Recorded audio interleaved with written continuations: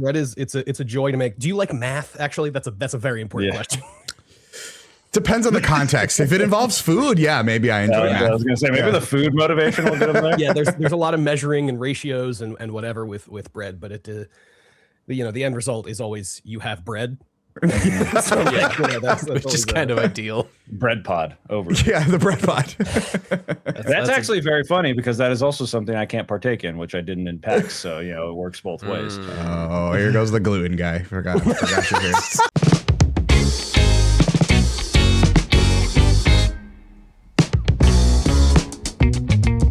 Welcome to the Content Mill, the show where 4 creators from 4 corners of the internet all get together to talk about what we are making and what we are playing. I am your host for today, Gianni. If you don't know already, we are talking PAX East recap. It's going to be a really fun episode for you. With me, as always, are 2 of my regular co-hosts, starting with Eric, Mr. The Human, aka Mr. The Human Plays. Eric, how are you doing today? I'm good. I didn't go to PAX East, and this is the one time I'm going to say I had massive FOMO, and I'm going to say that, and I wish I was there, and this is the one time I'm going to say that, but I'm going to have some good questions, I promise. That's what I'm contributing today. Yeah. FOMO and questions, but otherwise I'm good. Eric was a very sad boy going into this episode. Yeah. But he's going to be fun. I found every sad, pathtic GIF I could send you guys. The entire weekend. It was a lot of rain. A lot of rain. Staring out windows, rain, a lot of black and white imagery. Yeah, it was. Yeah. I had to make sure. Next, we have Phil, Mr. 70% complete. How you doing today, Phil? I'm doing really good. I don't know if the bread talk is going to make it into the pre-show. But when you said 4 creators, okay, good. What they're making, I really thought you were going to say what they're baking. Oh shit! Run it back. Shit! Run it back. Cut it. Oh my god! Oh man! And what they're breaking, apparently. I introduced myself yet. Damn it! Wow. Terrible first impression. Well, I don't know about that. It was the best. Oh my gosh. Well, speaking of first impressions, we do not have Nate Heroic Headgear with us today, but instead we have first-time guest to the Content Mill. They're a podcast host, an editor, a producer, an all-around media connoisseur with credits all over the internet. We have AJ Fillari, aka Jackson Jackhammer Jones. Yeah, in the building. Yes. Shout out the Godzilla RPG, right? Hell yeah. AJ, how are you doing today? I'm great. I am so happy to be here. I am thrilled to continue talking about PAX. I've been talking about PAX since Friday. I've been making content about PAX, and I can't not stop talking about it. So I'm thrilled to be here to talk about it a little more. Awesome. Well, we're excited to have you. For those that don't know you, AJ, if this is somebody's first time hearing about you, tell us a little bit about yourself. What do you do? What are you all about? What does AJ got going on the internet? I have a fair amount of stuff going on the internet. Some of it corporate stuff that I won't tell you about. I always love to leave this little tidbit. I worked on a pizza podcast. So if there's a chance you may have listened to a corporate pizza podcast, I was producing that, baby. I'm not anymore. Yeah. So if it's bad, don't tell me. But the stuff I'm most known for is the video game podcast Into the Aether. I'm editor producer of that. For a while, I was also co-host, editor, producer, and co-developer, I think is what I said in my resume when I was writing it up, of 10 Very Big Books, a Malazan read-through podcast, which is a podcast where we talked about the Malazan Book of the Fallen fantasy series. They're 10 books. It's 3 million words. It took us 4.5 years to get through all of them. Wow. And I've had a few people like carry over from one thing to one thing and be like, oh, I didn't realize you were the same AJ. That's very funny. That's awesome. And most recently, you can hear me on the podcast .zip, a show about big games in small packages, where we talk about indie games that take, mostly indie games, but games that take less than 6 hours to play. Because I was doing a show for a while that I was putting in so much more time than that every week, and it was so exhausting. So happy to be doing that and to be highlighting indie games, much like the ones that I saw at PAX this week. That's right. That's right. We are going to be talking all about PAX. Before we get to the PAX games, though, AJ, I would be remiss to ask as a little icebreaker to not ask. Remiss to ask? I don't know how I'm supposed to not word that. ask. You know what I'm saying? Yeah. You would miss to ask. I would miss to ask. Exactly. This is a gaming podcast. AJ, what are you playing right now? Oh, great question. Today, as of today, I've been playing a little bit of Rackcoin, the coin pusher roguelike from PlayStation. I played it for like 20 minutes and then I was like, I gotta stop. I can't lock into this too hard. I've also been playing a bunch of Slay the Spire 2. Yes. That's great. I wasn't a big fan of Slay the Spire 1. I had my first run of Slay the Spire 1 was like really good. I made it all the way to the heart. Like I got so lucky, and so many times the heart is like the last boss in like a run of whatever. And I got all the way there and then I died and I was like, well, I'm never going to do that well again. So I guess I'm done. And I stopped playing Slay the Spire. That's me and Balatro. That is you and Balatro. Yep. That is exactly what happened to you and Balatro. And I think the only other thing I want to shout out right now, because there's just a bunch of other like random stuff I've dipped into and haven't played yet. But the one thing I do want to shout out is Soul of Sovereignty. Was our 2 weeks ago at time of recording was our .zip episode. Is a visual novel by GGDG, who has done design work and I think it's just various design works in Undertale and Deltarune, but also was a webcomic creator for a long time that I read their stuff. And Soul of Sovereignty is just, it's so good. And I can't even like give you a pitch without like ruining the whole thing. So check that out. It's on itch.io.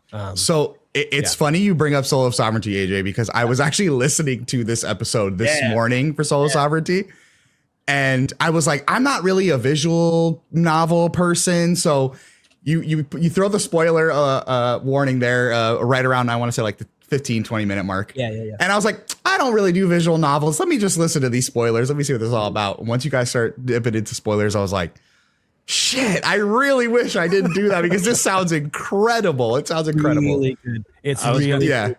There is like something that happens like a half hour into the first chapter that's like turns the whole thing on its head. And and it's just the prelude right now. Is that the prelude is 3 chapters, which each take about 2 hours. So that one is about a 6 hour commitment. But there is an auto like scroll or auto play function where it'll go through the text for you, so you don't have to keep clicking to go through it. And that's really great. But that's really nice. I know, Johnny, when you were saying I'm not a visual novel guy yet, is what I wanted to say. It's gonna happen. Yeah, eventually I'll sure find one that I know there's at least one game we're gonna talk about today that is gonna sway you a bit. I wouldn't doubt it. Yeah, I got to like the spoiler warning. I was like, I'll just listen to what this game's all about. I was like, damn, this actually sounds incredible. I wish I didn't spoil it for myself. If you want to dip in, there's still so much more that happens. I'm sure. That's the one issue I have with .zip is I see the game, I'm like, I want to play that. I want to play it. I always say on the show, like, you know, we split it up into non-spoilers and spoilers, and obviously the spoiler section is usually much longer than the non-spoiler section. But I also say a lot of like, we will spoil maybe the specific things that happen in the story, but for me, spoilers are less of an issue because there's so much around those specific story beats and like how we get there and like how the story is told and stuff. I think it's still worth. But honestly, in the last like few weeks, I've kind of been changing my tune on spoilers because there are like little things in games that I didn't know that I've been experiencing for the first time that just delight me. And I'm like, oh, wow, is this how I could have been living the whole time without spoiling myself? Because I'm also on Discord. I am a spoiler clicker. I will like, oh, really? Always. Yeah. To the point where I can't remember what game it was at the time, but people knew I was in the channel in the server I was in. And they would do 2 sets of spoilers, and the first one would be like, AJ, seriously, don't click this. Don't click. Like, well, do not click this. All right, fine. Oh, that's so good. Oh, that's awesome. That's awesome. Well, we will definitely have to get to all of those games, and Rackcoin especially is one that has been on my radar as a Balatro I've never sicko. heard of that. Yeah, so I've never heard that. That looks it seems like it's going to be clicking all the right boxes. It seems like a lot like a second screen experience. As opposed to like Balatro, where you're doing a lot of like specific planning and playing cards and stuff. Like this is much more like you're getting power-ups that like increase your luck or increase the scoring of the coins and stuff. And then mostly kind of just like letting that stuff mostly kind of run wild. So, Yeah.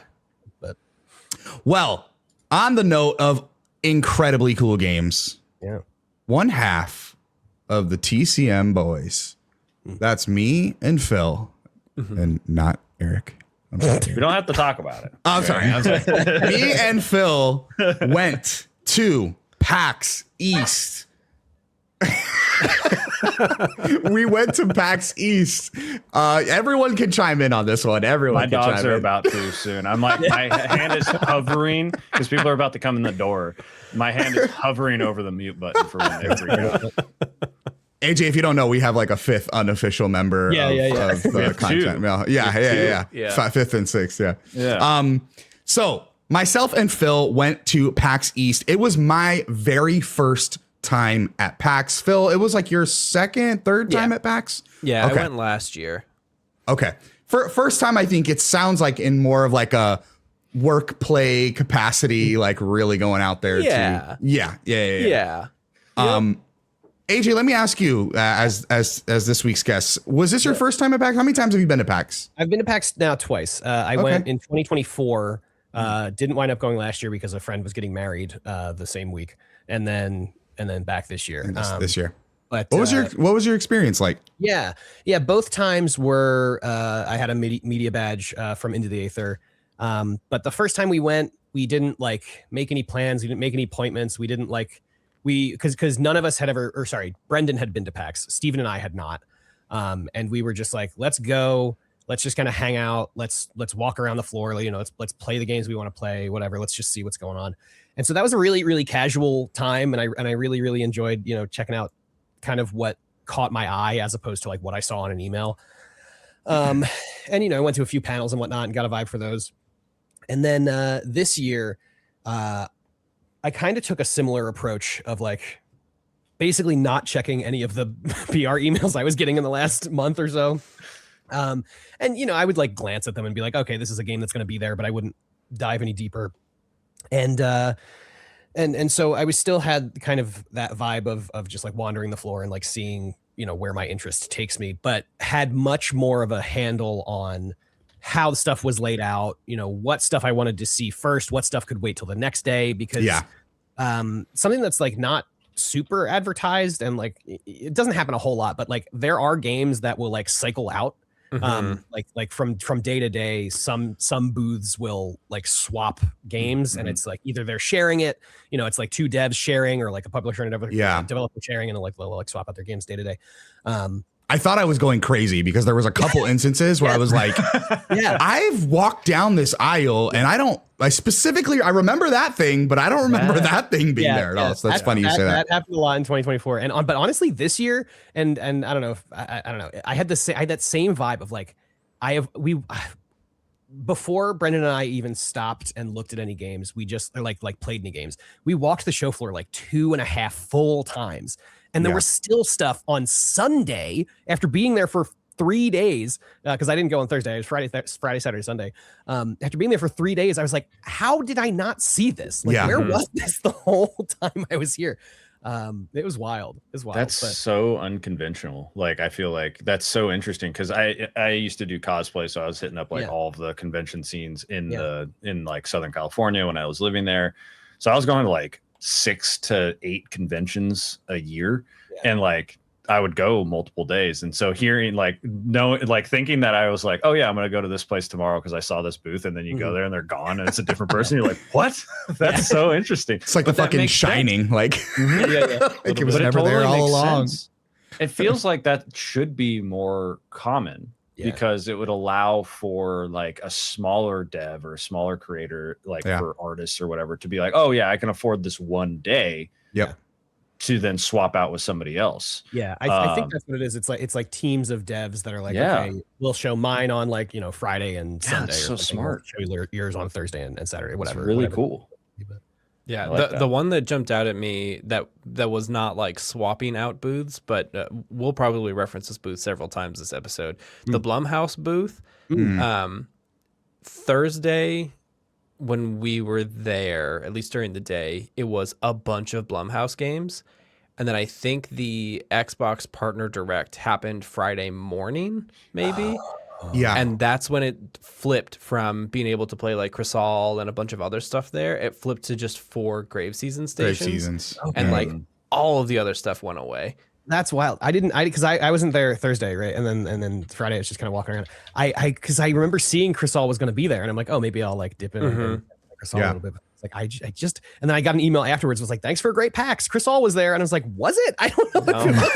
No. It was there Thursday. Yeah, wild, so wild. But, I didn't even put that together. That was probably what the Switch, because did they show it off at the Partner Direct? It was in the Partner Direct. I didn't even put that together that they did that. So that's really interesting. Yeah, but yeah, this was my second time at PAX, and it was, I tried to be as close to, still just following my whims as I could, because I think that's the kind of way to experience this type of show. I do think like having meetings and stuff is important if you like really want to check out a game, something like Grave Seasons, like where the line is really, really long. Like, I don't know, like you should take advantage of the fact that you can make appointments to play games. I think that's a fun thing to do. But my favorite thing about PAX, and PAX is the only convention I've ever been to, so maybe this is more conventions as well, but talking to Brendan about it sounds like this is mostly a PAX thing. Like, my favorite thing about PAX is the people there who are showing off their games, because they're indie creators. They have so much invested in their games, time wise, emotionally, mentally, whatever. That like they will talk to you about the game if you just ask. Like, you don't have to have the media badge. You can have like a Saturday badge, and they will still just like wax poetic to you about how much they love their game and how much they've thrown their whole body into it. And I just think that's like such a supremely special and like unique experience that like, I'm a person that plays a lot of video games because I have a podcast, but like I was playing video games before, but like I'd never talked to someone who had made a game before. And so like the first time I went to PAX, I was like, oh damn, like you can read about it and you can like, you see like articles about, like just the impact that games can have on developers, what like success or otherwise, whatever. But just talking to them about their experience creating the games and like, my favorite question to ask is just like, how's your PAX? And it was always like, like a cheat code. It's a cheat code for sure. But like, and it might sound like, oh, it's just like being polite. You should ask how people are doing. It's like, yeah, for sure. But like specifically being like, how is your PAX? I feel like is such a powerful question, Yeah, absolutely. Yeah. And it's funny you say that, because like, Phil and myself going with kind of just regular weekend badges, I'm definitely going to approach it a little bit differently when I go to PAX West for sure. But like you said, it's like these people just want to talk about their games, and that is just the coolest thing ever. Just seeing that level of excitement and engagement and investment. I'm still again, I had a little bit of an imposter syndrome when I first went, because I was like, am I not going to belong because I don't have like the credentials? Am I going to? And it's just like, act like you belong, and people just want to talk about their games. Like they're so excited.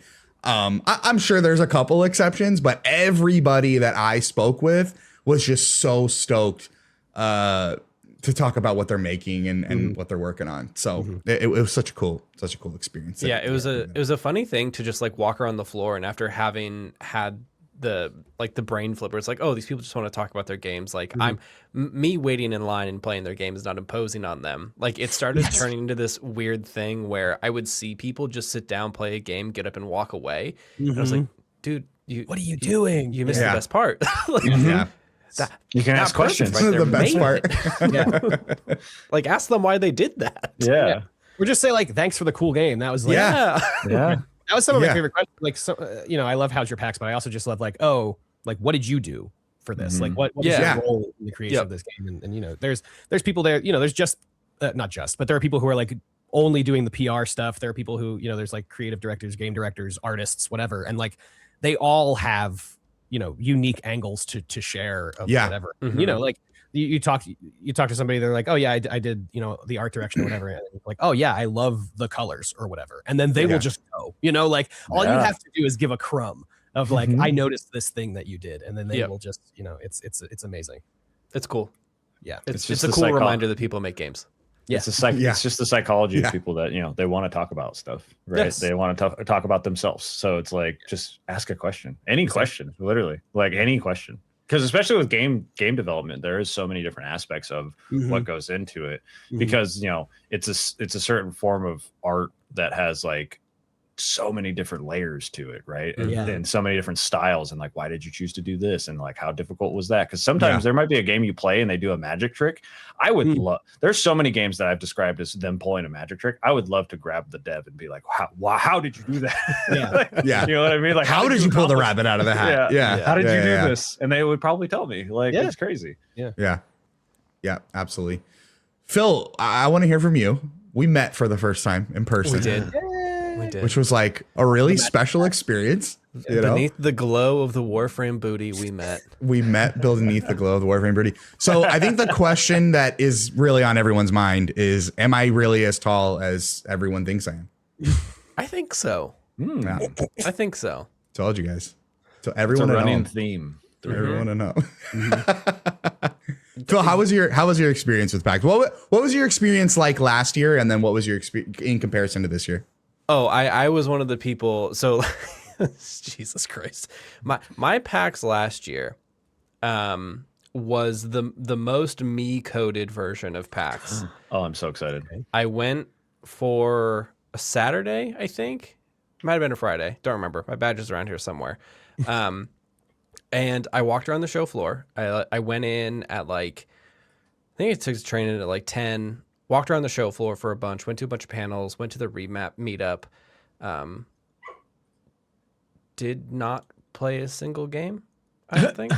You didn't play anything last year? I don't think so. I thought you played Crimson Desert. Crimson Desert. Because you mentioned that. Oh my god. Yeah, I played Crimson Desert. Of all Crimson the games. Desert. I played Crimson Desert, you can and play. then I hung out a lot at the PAX Rising section. But it was the weird thing where like it was the first year of like we had just switched over to 70% complete. Like we had finally started doing the like we're doing a games blog thing. And I was like walking around, and then I had that like intense imposter syndrome thing of just like, okay, but like who the hell am I, you know? Yeah.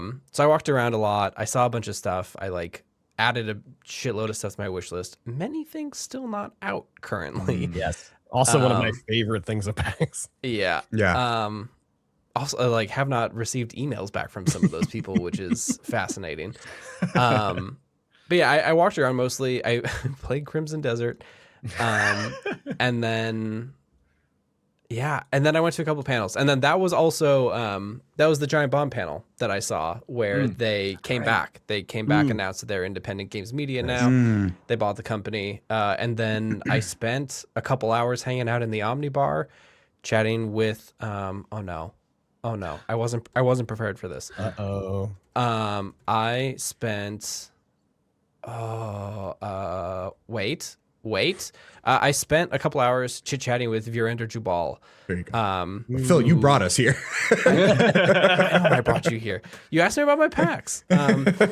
So I spent a bunch of time chatting with Virender about like industry stuff. He was a guides writer at IGN and kind of like doing a bunch of other stuff. And it was the first time where like, I mean, I really do look back on that conversation with him. It's just like, oh, I was like, no, I recognized his face. And then we just like hit it off and like chatted and everything. And that was like a wonderful moment of like realizing like, oh no, like you can just do this. Like you can just go out there, you can do stuff. And so I kind of brought that energy forward into this PAX. It was like, okay, like it's time to play stuff. It's time to chat people up. It's time to like do the fake it till you make it play acting of like, no, like I care about your game. I want to like write about it. I want to experience it. Like there are a couple of games that we saw that I will most likely be writing about in like video format pretty soon if they come out when I hope they do. So yeah, it last year was a weird time, but I left that trip feeling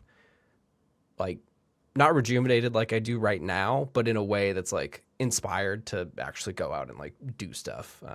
It was a good trip, but I realized too late how good it could have been.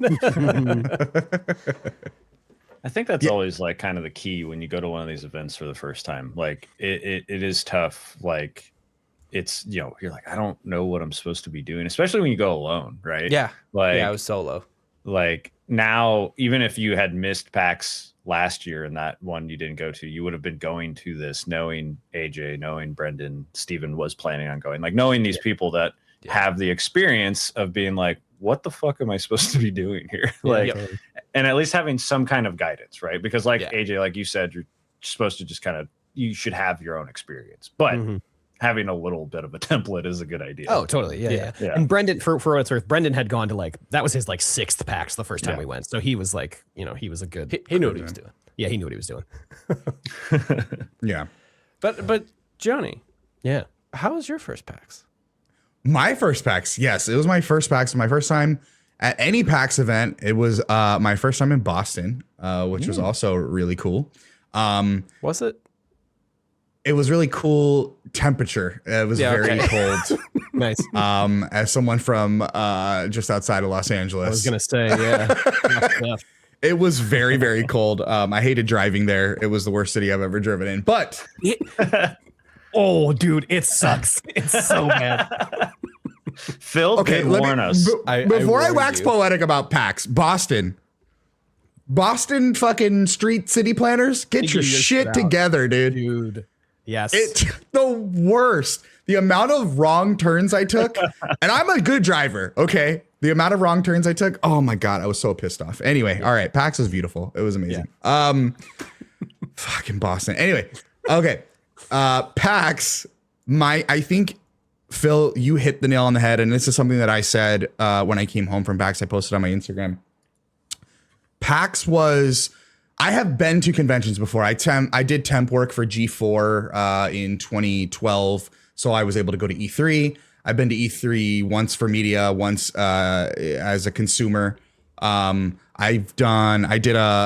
just in November I did a video game conference out in Norway, in Oslo, which was cool. You know, it was a different experience, but I was kind of more there, like getting a lay of the land and like understanding like how these conferences work from it had been over a decade since I had even approached a conference in like a media aspect. So that was kind of more me getting like a better understanding of what to expect, which obviously every conference is different. PAX, though, like you said, Phil, I think I was like ready to kind of jump into it from a work standpoint. But the cool thing about it was it allowed me to kind of like let my guards down from like a networking and, networking to me is always like a nasty word because it seems like too like corporate, but it is very much like I was able to let my guards down because I could see so many other people, meeting AJ for the first time, Brendan, meeting so many Twitch streamers that I've done content with digitally, me, obviously you, Phil, like the No Small Games folks, like it was so cool because it's like you see all these people doing the damn thing, and it just makes you like. So I left PAX. I was like on the plane home, and I'm like, I got an idea for this, and I can't wait to do this. Oh, and I'm gonna tell Eric like I got this idea. Oh, and I'm gonna hit up so and so. And Phil, you and I had like some really good conversations on our last day there about like some cool new things that we could. And maybe I got a little gung ho about it, but like I think that's the point. I think the point of. The games aside, because I know we're going to talk about the games, but I think for me, it really felt like a personal like investment of like myself going to this PAX event. Yeah. Because seeing all these people, all these new friends, all these new colleagues, like just doing the damn thing, like it felt like magical, like not to be cheesy, but it was just like, damn, like they can do it. I can do it too. We can do it. You know what I mean? Yeah. And that I think is what these conferences are about. You know what I mean? Yes, it's about seeing the new stuff. Yes, it's about networking and meeting the devs and the pubs and, the marketing teams behind these games. Those are all great things. But a lot of it is just like, sometimes I feel like when people make content, they can feel a little isolated, or they can kind of feel like they're on an island, especially in a digital era where most of our work is being done from home. It's being done from behind a computer screen. So going to a conference and just seeing everybody, what people are working on, ideas people have, like it was so damn cool. And that was just like the coolest thing about PAX for me. My first time as a quote unquote media member, not on on my badge, but in that regard of just like, no, we're all here to piggyback off of each other and grow. And that was just such a cool thing. Yeah, I think that's so cool. And my like our or my first one in 2024, like we didn't really meet with anyone. We didn't do any like networking or anything. Like it was just the three of us, and it was our first time being there as like a podcast or whatever. But this time we met so many people, and I completely agree. It was like this huge energizing thing. I had a 5.5 drive back home, and the whole time I'm like, when I could have, you know, like just like alone in the car, like shaking, holding the wheel. But I think like for me, the biggest thing, like you said, you're seeing people and they're like doing the thing, and they're like they're out there, and they're, you know, they're all doing all this amazingly creative stuff and everything from so many different angles.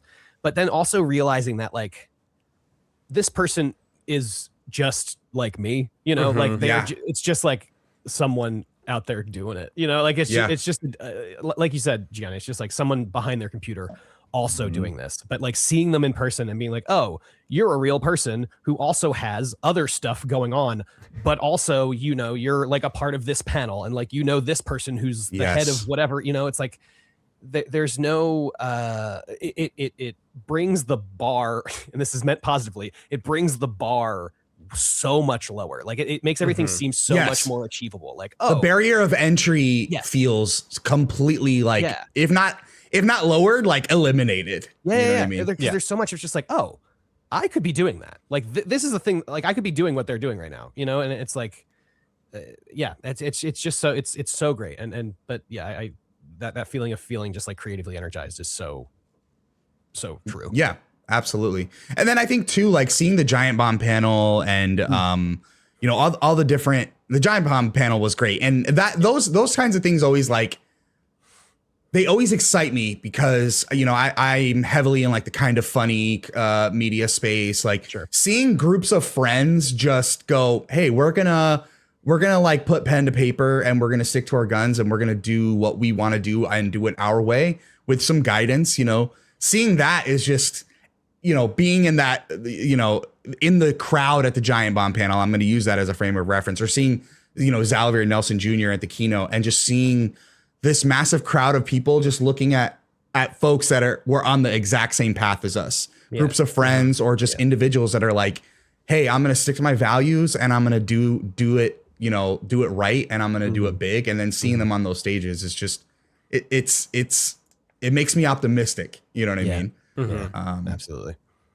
And then there's a lot of cool games. There's so many cool games. So many cool games. There's so many cool games. There's so many cool games. But yeah, I'm so excited to go to PAX West. I see myself going to, you know, PAX West, PAX East at a bare minimum. The other thing too is like, I am not like the tabletop RPG guy, which I'm sure we will talk about very soon. So excited to talk about that. But seeing that side of the floor was really interesting to me because like actually Sunday I was solo. So I kind of just wandered around. I was looking for a lot of like merch for my daughters, you know, picking up on like the demos that I didn't really get to see during the first 3 days. And I kind of took like an hour and a half of just wandering through all the TTRPG, the board games, card games, like looking at all like the little like the different demos that people want. I'm like, damn, like, especially after having the experience that we did, you know, on Friday or Saturday.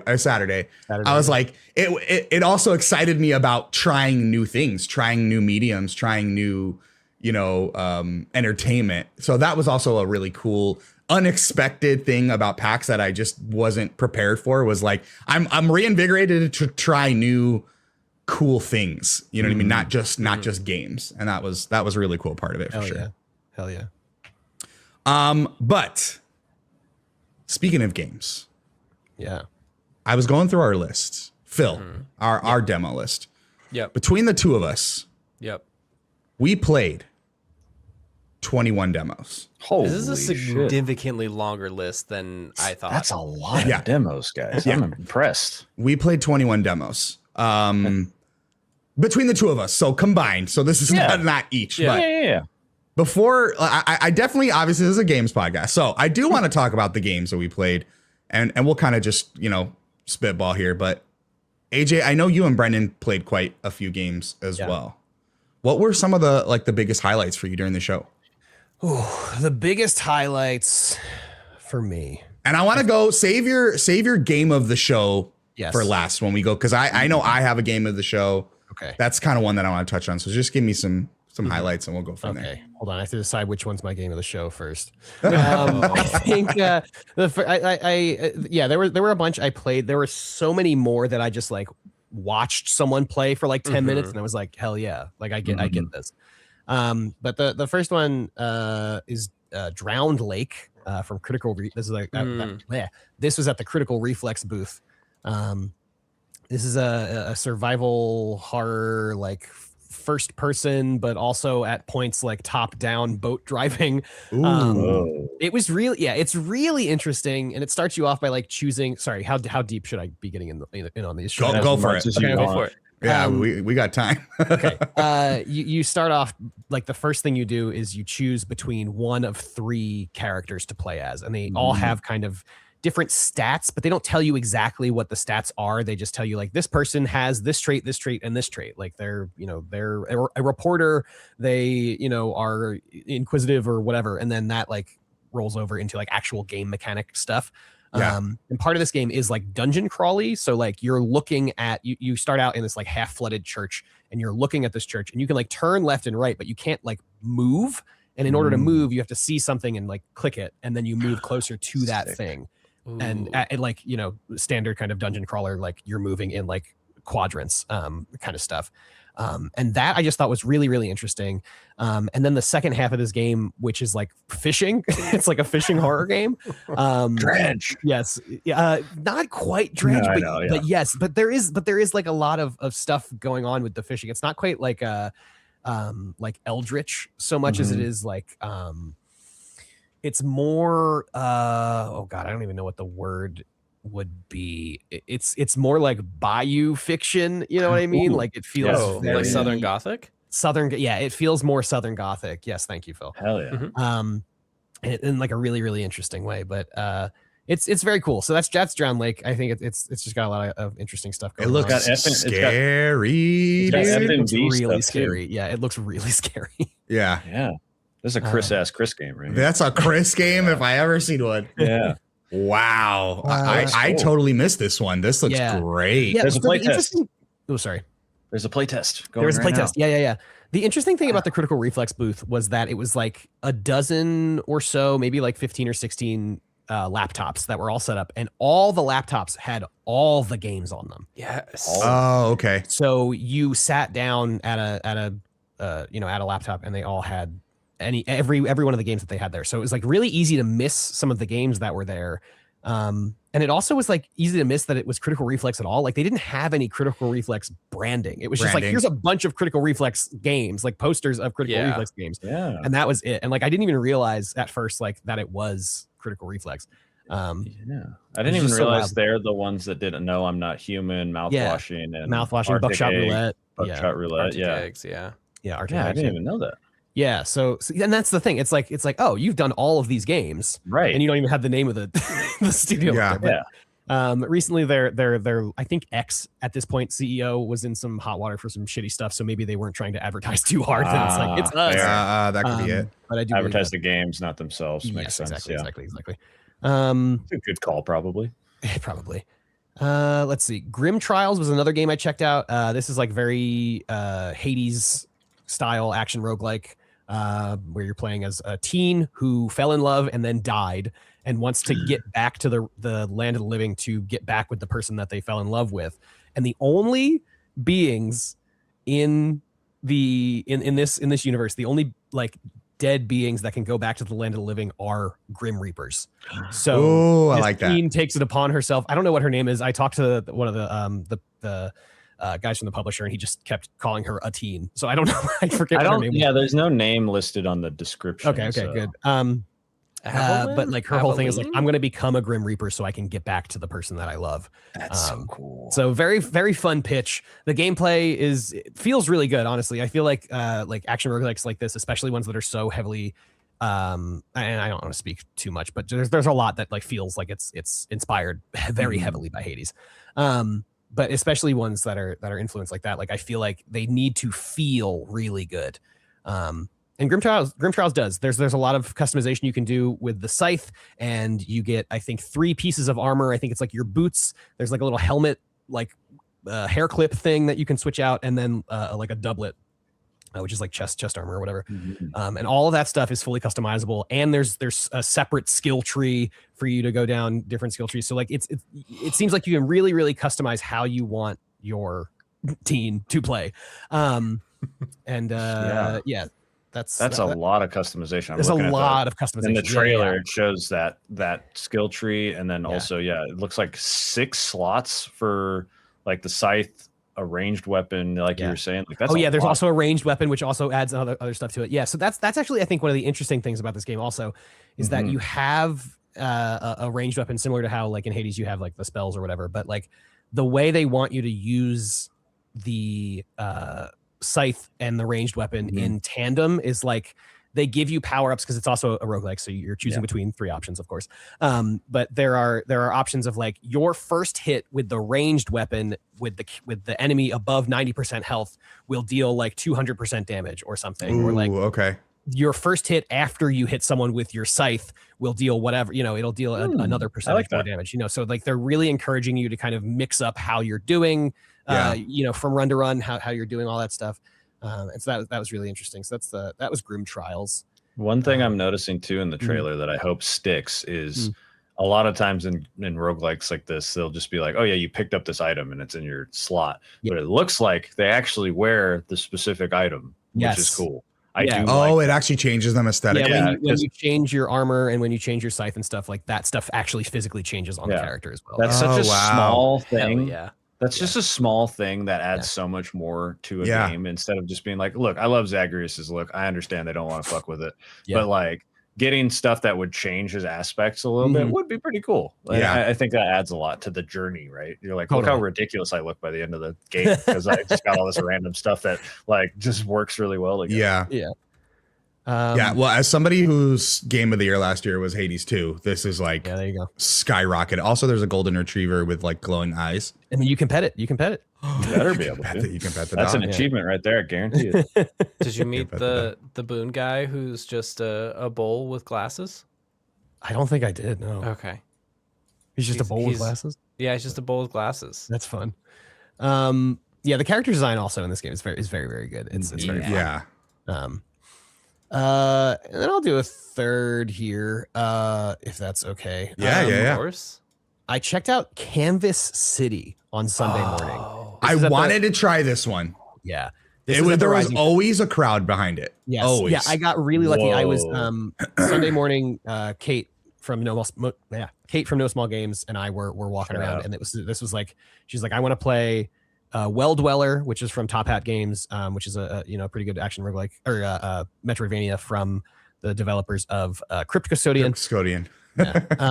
And then Canvas City. And so we went to Canvas City like first thing basically, and so there was no one there. And then once we left, there was like 5 people behind us, so we got really lucky.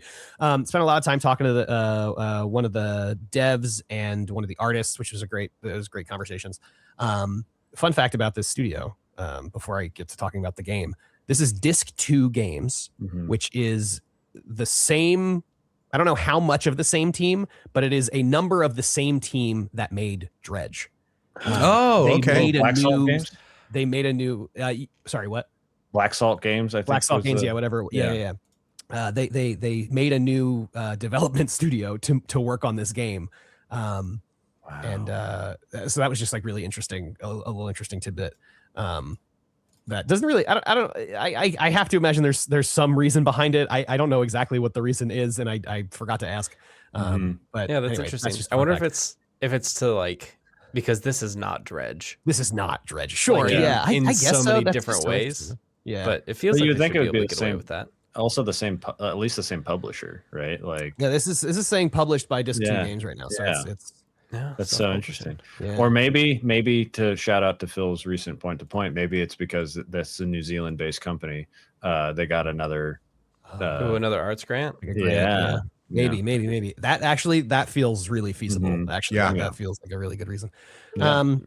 Anyway, so Canvas City is a tactical turn-based RPG.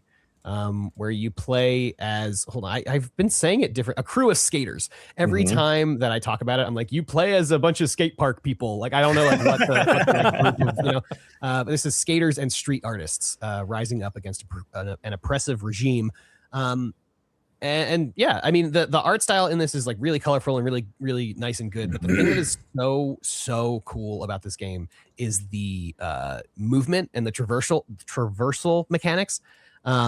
You can grind on rails, you can go up ramps, you can jump gaps by using ramps, you can do tricks while you are jumping gaps, which does activate a Tony Hawk style multiplier, which so cool. I asked the one dev, I was like, so I saw this in the trailer, like what does the multiplier do? And he's like, really, it's just for people who like really want to like S rank or like platinum engage with the system. Yeah. So it's there for the people who want to do it, but it's like not necessary for you to like beat the game or anything. But like if you want to, you know, get the S rank, the highest ranks, whatever, you do have to engage with that, which I thought was you know, cool to have in this style of game, especially like when you're, you know, skaters and stuff, you see someone on a skateboard, you see someone with roller skates and there's a ramp, you're like, well, yeah, do a backflip, you know, like do a trick, absolutely. But it's really cool, and the way that it like works within the gameplay is like you have, you know, a character will have like 6 or 7 spaces that they're allowed to move, but if you jump on a rail and that rail goes across 5 spaces, that rail counts as 1. That's so sick. And same with the ramps and stuff. Like the ramps will count as 1 no matter how wide the space they cover is. So it's really asking you to kind of really consider like, okay, you're going to do this and this, and then I'm going to move, and then I'll still have a lot of movement. So I'll be able to make it over here to do this. And it's just a very, very cool traversal mechanic that I think, you know, really, really will make this unique. Cause like the rest of the like stuff is, you know, just straight up turn-based tactics stuff, you know, like you're attacking, you're blocking, you're, you know, routing people in certain directions, whatever. But like the traversal mechanic here and the trick mechanic, I just think is so cool. And I really, honestly, like I'm not a huge turn-based tactics head, but I was having a great time playing this demo. Yeah. So this one looks super interesting. There was a crowd the entire show. Yeah, we got really lucky. And it's funny because I'm looking at the screenshots right now, and I'm like, the screenshots do not do. Sometimes you can tell from the screenshots like what you're getting into. The screenshots really don't do justice to this game without seeing it in motion. You have to see it moving because it looks amazing, and the art is just so cool. Yeah, it's also real. Yeah, I think the one thing, it's like one of the most boring things in a tactics game is the movement, right? So, but the satisfyingness of the combat is always pretty good, regardless. Like even pretty like basic turn-based tactics, the combat's fun, but the movement is like so boring. So you're like just using the movement to get to the next person. Exactly. So flipping that and being like, yeah, the combat's really basic, but hey, look how fucking fun it is to move. It's such a cool concept. Yeah. And like they're clearly inspired by Jet Set Radio a little bit too. Yes. Yeah, that's because Jet Set Radio combined with what was his other touchstone? I can't remember, but he did bring up Jet Set Radio. Yeah. Is it what was that Xbox exclusive that came out? It was Xbox One. Sunset Overdrive. Overdrive. Sunset Overdrive. Yeah. But their Disc 2 games logo literally looks like it's something you would find in Jet Set Radio, like or a Dreamcast game in general. Looks real good. I'm surprised because everyone knows you hate Jet Set Radio, Eric. I do hate it. That you say that about it. I really hate the whole Dreamcast. Actually, it's really like my least just my least favorite console of all time, within arm's reach at all times. Yeah, it's terrible. You can throw it. Yeah. Anyone who only engages with our 60-second shorts knows that Eric hates Jet Set Radio Future. Even though if you got to the end of the 60-second short, you would hear me say these games are good, but they don't feel good to play. Sorry, bud. Damn, man. All right. How many more should I do before I'm cut off? Dude, if you've got time, we've got time. If there's any other ones you want to highlight. Yeah, I got 2 more. Give me 2 more. Shout out before, and then I'm saving my game of the show. You can have mine, AJ. How about that? The next one I want to shout out is Mech Tech, which is I saw this one as well. Advanced Wars style MOBA. Game, co-op or PvP. I think up to 4 players. Maybe there's more, but I think at least the demo they had on the floor was 4 players. Yeah, it's like they asked if we had ever played a MOBA, and asked if we ever played Clash Royale. Those were their 2 touchstones that they were like trying to, make familiarity with. This is Sam Makes Games, which is one guy, and he was there with his brother. Shout out to Sam and his brother. Hell yeah. Fun guys. I don't know when this is coming out, but there is a Kickstarter running, and I think at time of recording has like 17 days left or something.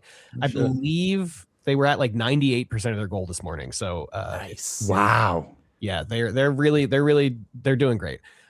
Which is good. They have hit their goal. They've hit their goal. Hell yeah. Hey. Nice. But the game is so much fun. So you choose a hero, and then you basically choose a deck of cards, and you can customize, and the cards are like the units that you're going to send out.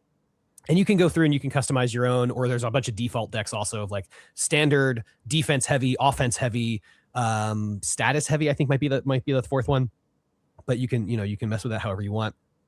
And then the game starts, your like big tanks are set up on opposite sides of this like top down, I guess maybe isometric, like pixel art style map.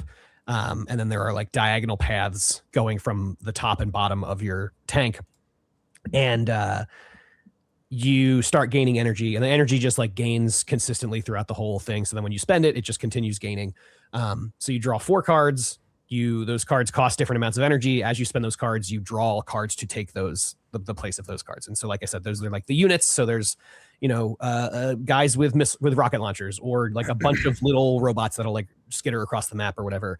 And then you can also hop into your big tank as your hero character and do like larger attacks, like shoot a big missile from the tank, or shoot like a barrage of small bullets from the tank, or healing bombs, stuff like that. And then your individual hero also has special things that they can do, either a certain weapon or a certain power up or whatever. And that's basically the whole game. Rounds take about 8.5 minutes. Nice. And that's perfect. And that's it. Yes, it's perfect. It's so good. Brendan and I sat down on, I think we got time on Saturday. I think right before we met up for our thing. And oh my God, it's so much fun. It is so good. It feels great to play. It was like, and I'm not 100% sure if this is just because it was both Brendan and I's first time playing, but like, I'm not great at MOBAs. Brendan's better than me at MOBAs, but we were like neck and neck the entire time. Like, I think your big tank, I think, starts with like 2,000 health or something. And like, at one point, I wasn't even looking. I was just like trying to stay alive. And at one point I looked at both our healths, and we were both at like 300. And I was like, fuck, it's anyone's game to win. That's funny. Yeah. So that was good. Yeah, so that's Mech Tech. There's a demo on Steam. It's so much fun. It's great to play. There will be online multiplayer. There is not at the moment in the standard demo, but if you back at a certain tier, I think you get access to the online beta. But Sam was telling us that that's like the hardest part of the game dev. He's like, the game is basically feature complete and done, but the online stuff is going to probably take us at least another year to like really finish. That makes sense. So did you get hands-on the co-op mode at all? Yeah, so you get to choose whether you want to do co-op or whether you want to do versus. So we just did a versus round, and then we had the thing we had to get to with Phil and Gianni, which we'll get to later. So we didn't get a chance to play the co-op, but we both did have computer companions. So it was 2 teams of 2. Yeah, it seems. I'm looking at just like a replaying GIF of the co-op mode, and it looks like really, really cool. Yeah, like, it is really cool. Yeah, the like power ups and stuff you have, I feel like you could really synergize well if you both knew what you have and like how to use it well. I think there are really, really interesting opportunities to be made there. I also really like the death Roomba that's in here that just like literally is like sucking up enemies. It's crazy. It's really good. It's really good. This is cool as hell. And the good, the bad, and the ugly Charlton Heston random tank operator. Yes, of course. Yeah. So that's Mech Tech. And then my final game that I will bring up before my game of the season, I looked at Graves seasons on my before my game of the show. is a game called Rogue Mansion. This was at the Top Hat booth. I didn't see it the first day, and maybe it's because Top Hat had like one big screen and then like a couple smaller laptops. This was running on one of the laptops on Sunday morning, and it's basically roguelike Resident Evil. Whoa. Which is a really interesting pitch, but like, and I think you can kind of like when I say those words, I think you can kind of see what you probably think that game is, but like it is actually so much more Resident Evil than you are thinking it is. Like within every room that you're entering, there are like vases to break and like things to open and like pieces of paper to find, and like ammo is like a resource that you need to keep track of. Like it feels so much like Resident Evil in a great way. Like the you start out as a cop character, and like you can only get your gun when you get her special power up. Like it's like a special thing, and she gets like 8 shots, and that's it. Like you're not just walking around picking up ammo. You're like walking around picking up resources, which you can then use to use your that character's like specific special, and hers in that case was a gun. And it even has like the if you're looking through the screenshots, there's a screenshot of like the inventory menu, which just fully is like the Resident Evil 7 inventory menu. It's really, really good. It was really fun to play. Really hard. I died like 2 times in like the 10 minutes I was playing. But yeah, that looks dope. Yeah, this looks totally my jam. Is there multiplayer in this? Oh, that's a great question. I wonder how that would function. God, this looks cool, dude. And I love the like PS2 like Max Payne era like facial polygons, like the golden eye look about it. Like it's so funny to me. Love this, dude. The second, I love that you can just kind of tell like Rogue Mansion, right? Just the title with the alone, model and the back, everything. You're just like, oh yeah, this is Resident Evil, and then it's like roguelite, and you're like, how does that work? That's so cool. Yeah, the first room you walk into is literally the first room from Resident Evil 1. 100%. Like it's that like that foyer area. It is like to the placement of the doors and like the pillars that have like flowers on them or whatever. Like exact same. I love that because it gives you a slight eldritch horror at the same time of like this is the same but different, and I love that. Yeah, that's so good. Yeah, I will keep saying this. I am so stoked that the PS1, PS2, Dreamcast era is now the retro style that people are clinging onto. It makes me so happy. Yeah, because it does make it like this looks better than anything we played in that era, right? But it gives us the same thing that like Shovel Knight did when it came out. It's like this is what you think. What you think it looked like. And I love that so much. 100%. So 100%. good. Yeah. AJ, what's your game of the show though? That's the real question. My game of the show. World premiere. From the developer and publisher Serenity Forge. Publishers of Slay the Princess, Doki Doki Literature Club, To the Moon, any other game that you liked playing, probably they published it. My favorite, Centum, which when I told the CEO was there, he's the game director of this game also, and I told him, I was like, oh yeah, Centum was my favorite game last year, and he looked at me, he went, Centum? That was fun. But my game of the show from Serenity Forge is Fractured Blooms. Holy hell. Sorry, another one with long lines, big crowds, the whole another show. one, long line, big crowd. Am I allowed to cuss on this show? Oh yeah, of course. Okay.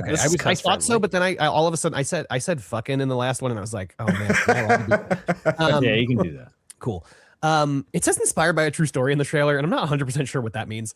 But you start out the game, you are this teenage girl who is homesteading. She's living at a house where she is growing her own food and everything. And you start the game by watering a tomato.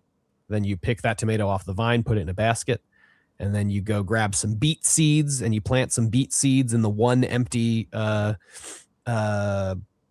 plot of land. All the other stuff has things in it already. You plant the beet seeds, you water the beet seeds, you are done.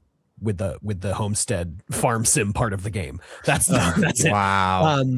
Then you go inside and it says you gotta make dinner. So you like basically ask your home assistant, like, what's the recipe for this? It tells you need this, this, this, and this. You walk around the house. You can only pick up one thing at a time.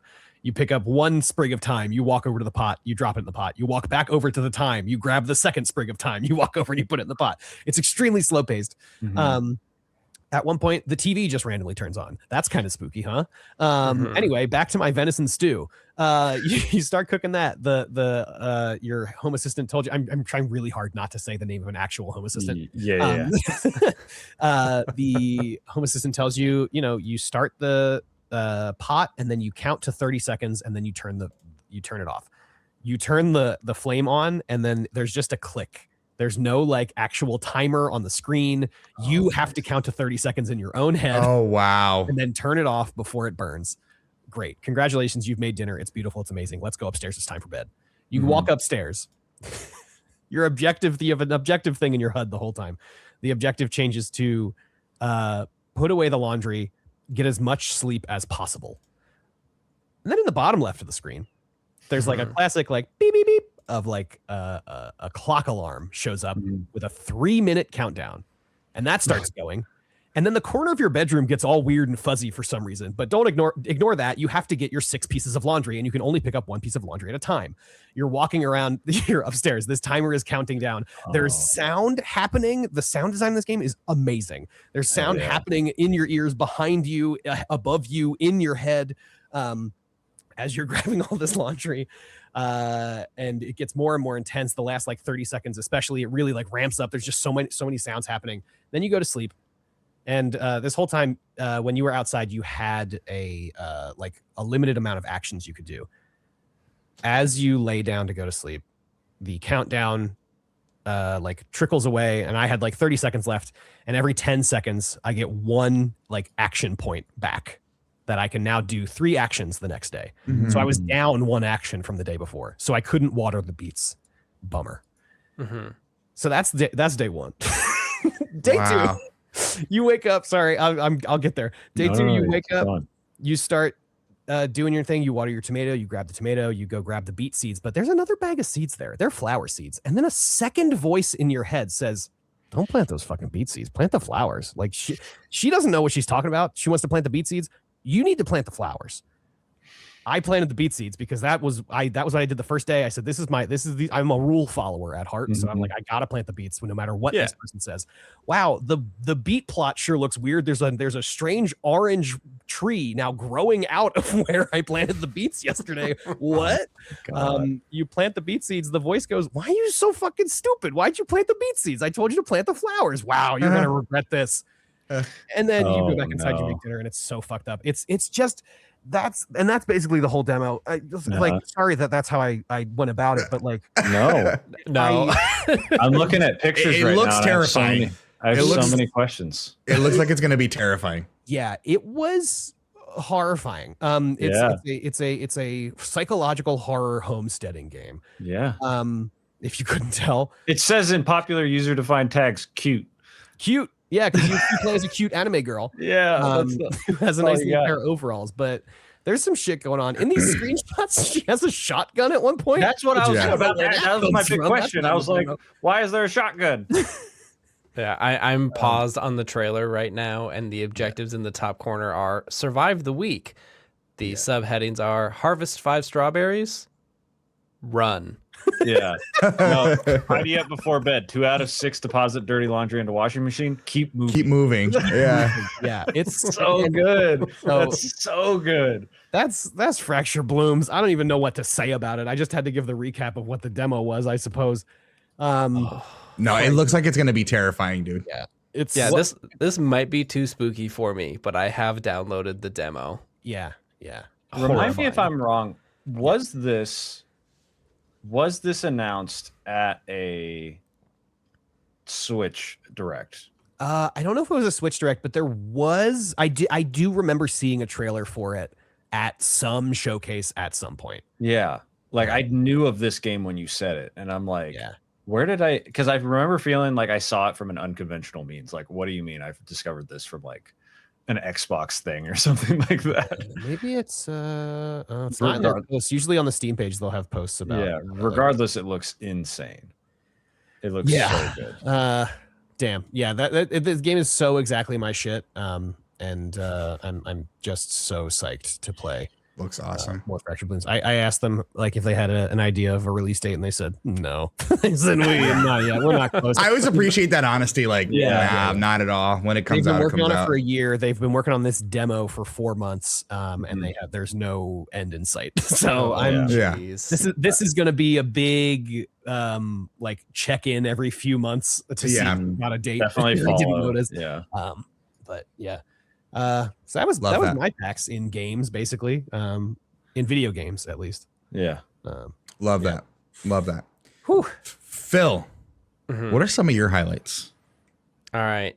I'll be kind of quick on a couple of these because I do want to save some room for some other ones here.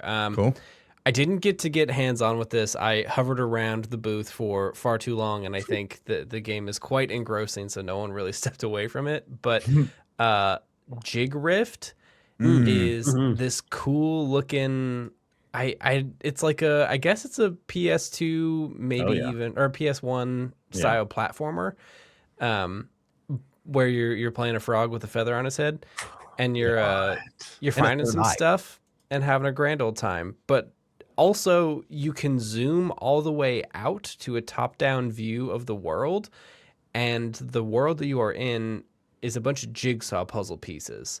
And so you can move the island around and combine them into, like, expand the space that you can play in to, like, unlock secret caves and, like, to complete little, like, funny Spyro the Dragon style quests and everything.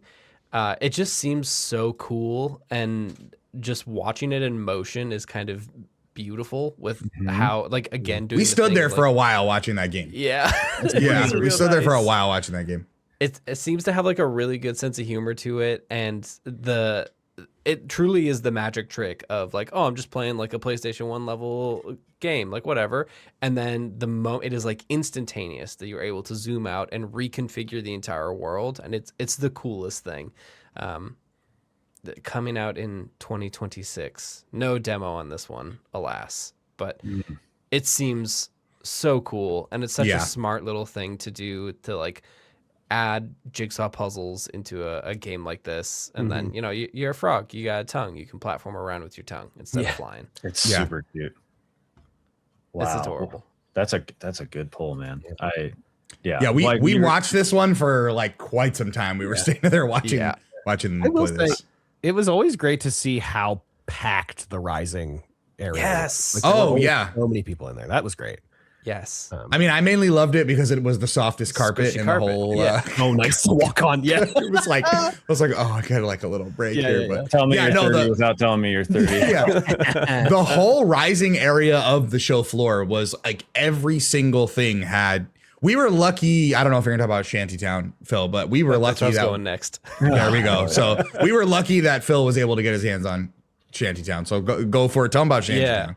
Yeah, so Shantytown is, I don't know if you quite recall, a couple of years ago, the developer of Bad North, I think is the game, made a utility kind of that turned into a game called Townscaper, which was really fun. It was just basically like build little Danish towns in a ocean void, and then it makes like cute little Danish towns as you move your cursor around. It was a great, fun little thing. It was missing, it started as utility for like him to work on for other games, I think. So it was missing like the story element and kind of like the diversity that you can have with fun little town like dioramas that you can make. Enter Shantytown, and this is like that idea blown up to like an extravagant level. Shantytown is a city builder, I guess, but like on a very small scale. Like you build little container houses or little cafes in these small diorama areas, and that seems cool. The thing that really blew me away was standing there talking to the dev as he was explaining how to play the game, is that the buildings need things. They have like certain goals that you hit that you need to put, like this building needs utilities, so you need to put a trash can by it. This one needs light. This one needs plant and green life. And then it'll upgrade the building. But the way that it does that is that it kind of has a, I guess like the closest thing I could think of is like Mahjong tile style, like stuff that it feeds you. So as you look through the screenshots and everything, there's a bunch of different items that are on display that you can choose from. And as you use one of them, it pulls another card from the top of the deck, so you can add new stuff to the shanty. And then he was saying that once you finish, like you upgrade all your buildings and you're kind of done with the area, you then get a first person view where then you go into photo mode and you take photos of this shanty town that you just built, and then you move on to the next one. But all of it's all a big local area. So you'll always see in the background of where you're building the shanty town that you just built. Like you are building up all of these little island towns of like a couple of, shipping containers here and like some like traditional looking buildings there. And then I guess based on this trailer, you can build it on the back of a walking machine. I was going to ask about the kaijus that are clearly in this game. Yeah. But it's all in the shadow of this like massive industrial building with these huge pipes in the background that are just like running all over the place. And I was trying to be subtle about asking him about it. Like there's something going on here, right? Like there's a story happening, and he's like, yeah, we're like building these towns, and like there's stuff going on in the background as you go. So I'm super stoked to check this out, because this is the level of like city builder that I want to play. Like as much as I feel like I would be really good at city skylines, like what I actually want to do is just build beautiful tiny little villages where people can hang out, and give the buildings what they need to turn into ramen shops and everything. It seems like such a cool meditative experience that is hitting the things that I like about Townscaper. I like about Minami Lane, stuff I like about Summer House, like stuff like all of these small little town village games.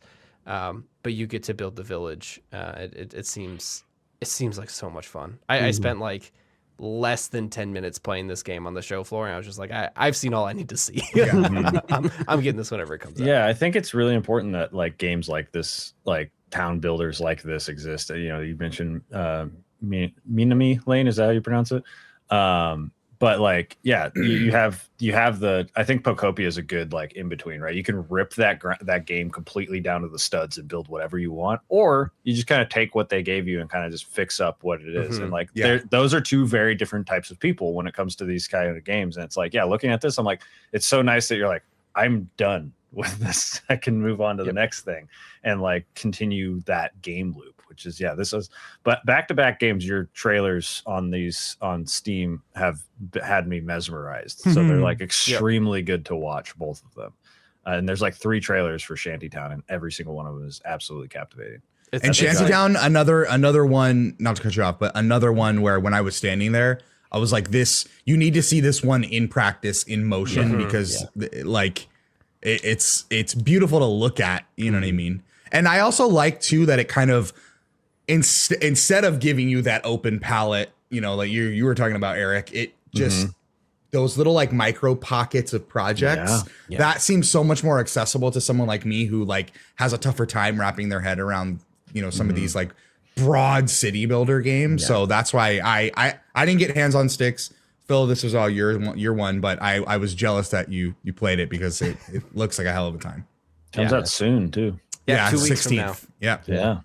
Yeah, Gianni, I'm the same way. I love Legos, but I need an instruction booklet. Like I can't build stuff on my own. I need somebody to tell me what piece goes where, baby. I love I love Legos though. It's that same vibe. And there's actually a like you can go first person to take the picture, but you can also go first person to just like it just brings you down to a person level, and you can just walk around the area that you made. So good. I didn't. That's know awesome. That's so. I also didn't know that, but somebody told us after we like walked away. They're like, "Oh, did you do like you can walk around?" And we were like, "No, what?" That's so good. Sounds good. Yeah. This is the second I saw they did the wide shot and there was like the big corpo fucking town in the background. I was like, oh yeah, this is a Phil game for sure. There's fucking themes in here, my man. There's themes. They're doing stuff. Themes. Oh yeah, dude. This looks great. I'm excited for that. I didn't know that it came out in 2 weeks. There's also a demo as incredible. Well. That's been downloaded. Okay. That's on the Steam Deck. I've been having a good time with that one. Oh, it works well on Steam Deck? It plays all right. Okay. It plays all right for a got it. Steam Deck. Let's see here. Where do I want to go next? I'm saving one. I'm saving one for you, Gianni. I got 2, and then Phil, you already know what my game of the show is, so I already know what it is. Oh, I'm so excited. This is fun for me. This is so exciting. I'm just like adding my wish list is just like you just get to experience. Yeah, you get to experience what we did over 4 days in 2 hours or whatever. Yeah, it's just little. It's it's just you guys made this nice little. Here's your little Reader's Digest of of PAX. This is great. I hope this has been fun as I'm basically the listener that gets to chime in every once in a while. Yeah. It's just fun. Yeah. My next game you will probably end up adding to your wish list as well, Eric. Oh yes. This is Apollo. I didn't know about this game. Okay, good. Oh my god, just the typeface, Phil. Holy shit! I haven't clicked on the page yet. Incredible. It's real good. So Apollo, I didn't know about this game. I actually looked at the list that you sent me, AJ, the PAX East collection that they made on Steam. Oh, on Steam, yeah. Because I did not see this game anywhere. And then turns out Apollo led us down a beautiful path of other games that we'll bring up, I suspect. But Apollo is I think this is like a Yes Your Grace style kind of management game where you're basically having people come to your palace and have their problems, and then you have to deal with their problems. Except you are playing the Oracle of Delphi, and Apollo is real, and he is a shitbag. Yeah. And you have to basically hear all of the whiny people in your area complain about all of the terrible things happening. And then you have to look over your shoulder to Apollo, who sucks, and says, hey dude, can you give me a prophecy to deal with this? I guess. And then he gives you a shitty prophecy. You have to interpret the prophecy. And then basically what the game seems to be doing is tracking whether you weigh in you have to manage weighing in favor of Apollo and the gods, or in favor of the people of the local area, which is fun. And on itself is just a cool concept, but holy cow, the writing in this game. It is so funny. Yeah, it's really well done. Yeah. Apollo is an awful person, and you're the only person who can see him, so he says terrible things about all of the shitty problems. The first people that I interacted with was a guy who was basically saying, I think he was saying oh hey, I actually want you to say that this work contract for me to move this thing from one place to another is actually we can't do that, it's null and void, because have you heard this thing about Zeno's paradox and how actually time doesn't exist, and I can't actually move this from one place to another because it's all fake. And you just have to basically sit there and tell him okay, but I can't just void out this contract because you're lazy. You have to do stuff, and those are points that go in favor of Apollo. So then the next time the next lady comes up and says some really mean stuff about how terrible you are as the Oracle of Delphi, you have to say hey, actually I don't like you, could you go away? And help her out or kind of push her on. And every time you're collecting money, I didn't get to this part, but you are collecting money so that you can decorate your Oracle space here, which seems super cool. All of the different options. The character art is amazing. Like I said, the sense of humor is impeccable. The character design is so funny. They do a really good job of taking kind of paper doll style versions of Hades stuff and just making it look so cool. It's vibrant, it's colorful, and I truly cannot get over, in the first 15 minutes of playing this game, I was chuckling to myself in front of the devs there. Yes. It's so good. Yeah. The newspaper that you read is hilarious. Like I clicked on every single one of those Yeah. articles because it's very funny and timely, and it's such a good game. I cannot wait for this game to come out. Yeah, this looks really good. incredible. Yeah. And this is Blue Backpack, who also did the Berlin Apartment and Constance from last year as well. They're great. I love the stuff they've been putting out. And yeah, Phil, I totally agree with everything that you said here. There's one to like really drive home how shitty Apollo is. There's I think I'm pairing these up correctly, but there's one woman who's like, my husband died and I fucking hated him. Yes. Can you ask Apollo if he's suffering in the afterlife? I just really want to make sure that he is like having a really shitty time. And you ask Apollo, and I think this is his response to this one. It's just like, I don't know, y'all are basically ants to me. I don't know what the fuck any of you guys are doing. And you're like, okay, but what am I supposed to tell her? And then I think it's also really notable that like he'll say these shitty things to you, but there's always this like secondary screen where like it's like it looks like a painted vase of your character, the Oracle, and then like the same thing of Apollo, and your character always has to say like, oh, Apollo, please, whatever. And then Apollo will like give you like an actual like poetic thing to interpret, but like it always is prefaced by him being like, fuck you, I hate you, I hate this place, I'm gonna go play Grand Theft Auto 6, like literally, like because Apollo lives outside of time, so he's like, I'm gonna go to the beach, and you're like, I guess the beach was a bad example. It's like, I'm gonna go eat a tomato. And she's like, what's a tomato? It's like, you'll be long gone before they're even made, because they find them on the Western continent. He goes, there's a Western continent? He goes, anyway. That's hilarious. Yeah, it's so really good at how shitty they made Apollo. And yeah, the art and the writing is also so good. Love, because Johnny, have you ever played like Sort the Court or Reigns or anything like that? Yeah. Like, I can't say I have. I've played, I'm blanking on the name. Isn't there a game where you play, well, I'm sure there's several.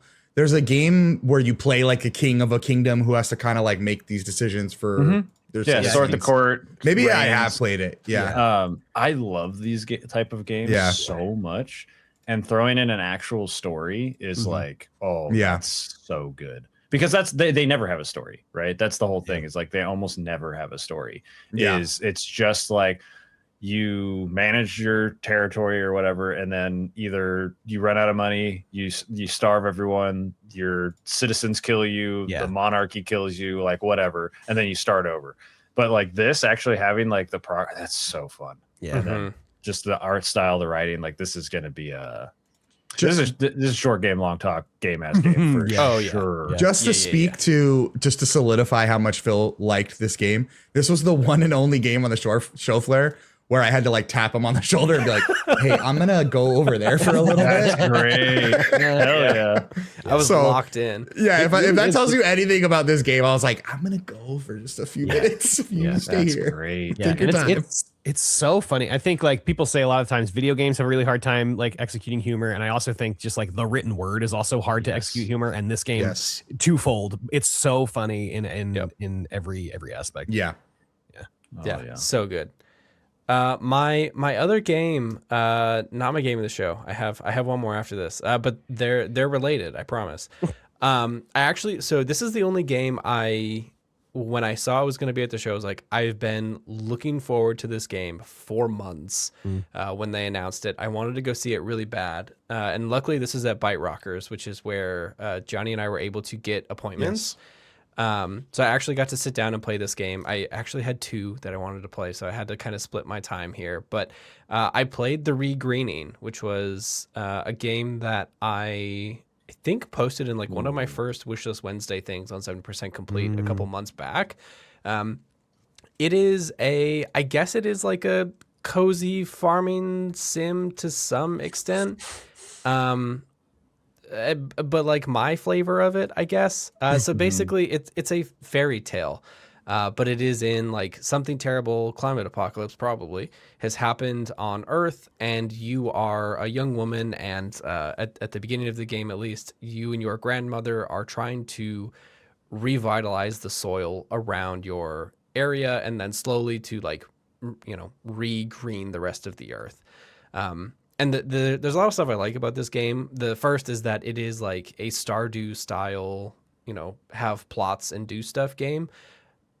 But none of them are squares. Like it's all regular, and it's just like, no, we're planting grass. Like as far as I could tell, I hadn't grown any crops that then I would drop in a bin and then do all of that stuff. It's just, please bring back life to this terrible desert land, which was fun. And then as a little bit further you get into the game, there's there's a crow that you meet who can talk, and then he turns into a large speaking crow who is actually like dressed up and will talk to you. And, it has a lot of fairy tale elements where it kind of keeps you propelling forward with all of the story stuff.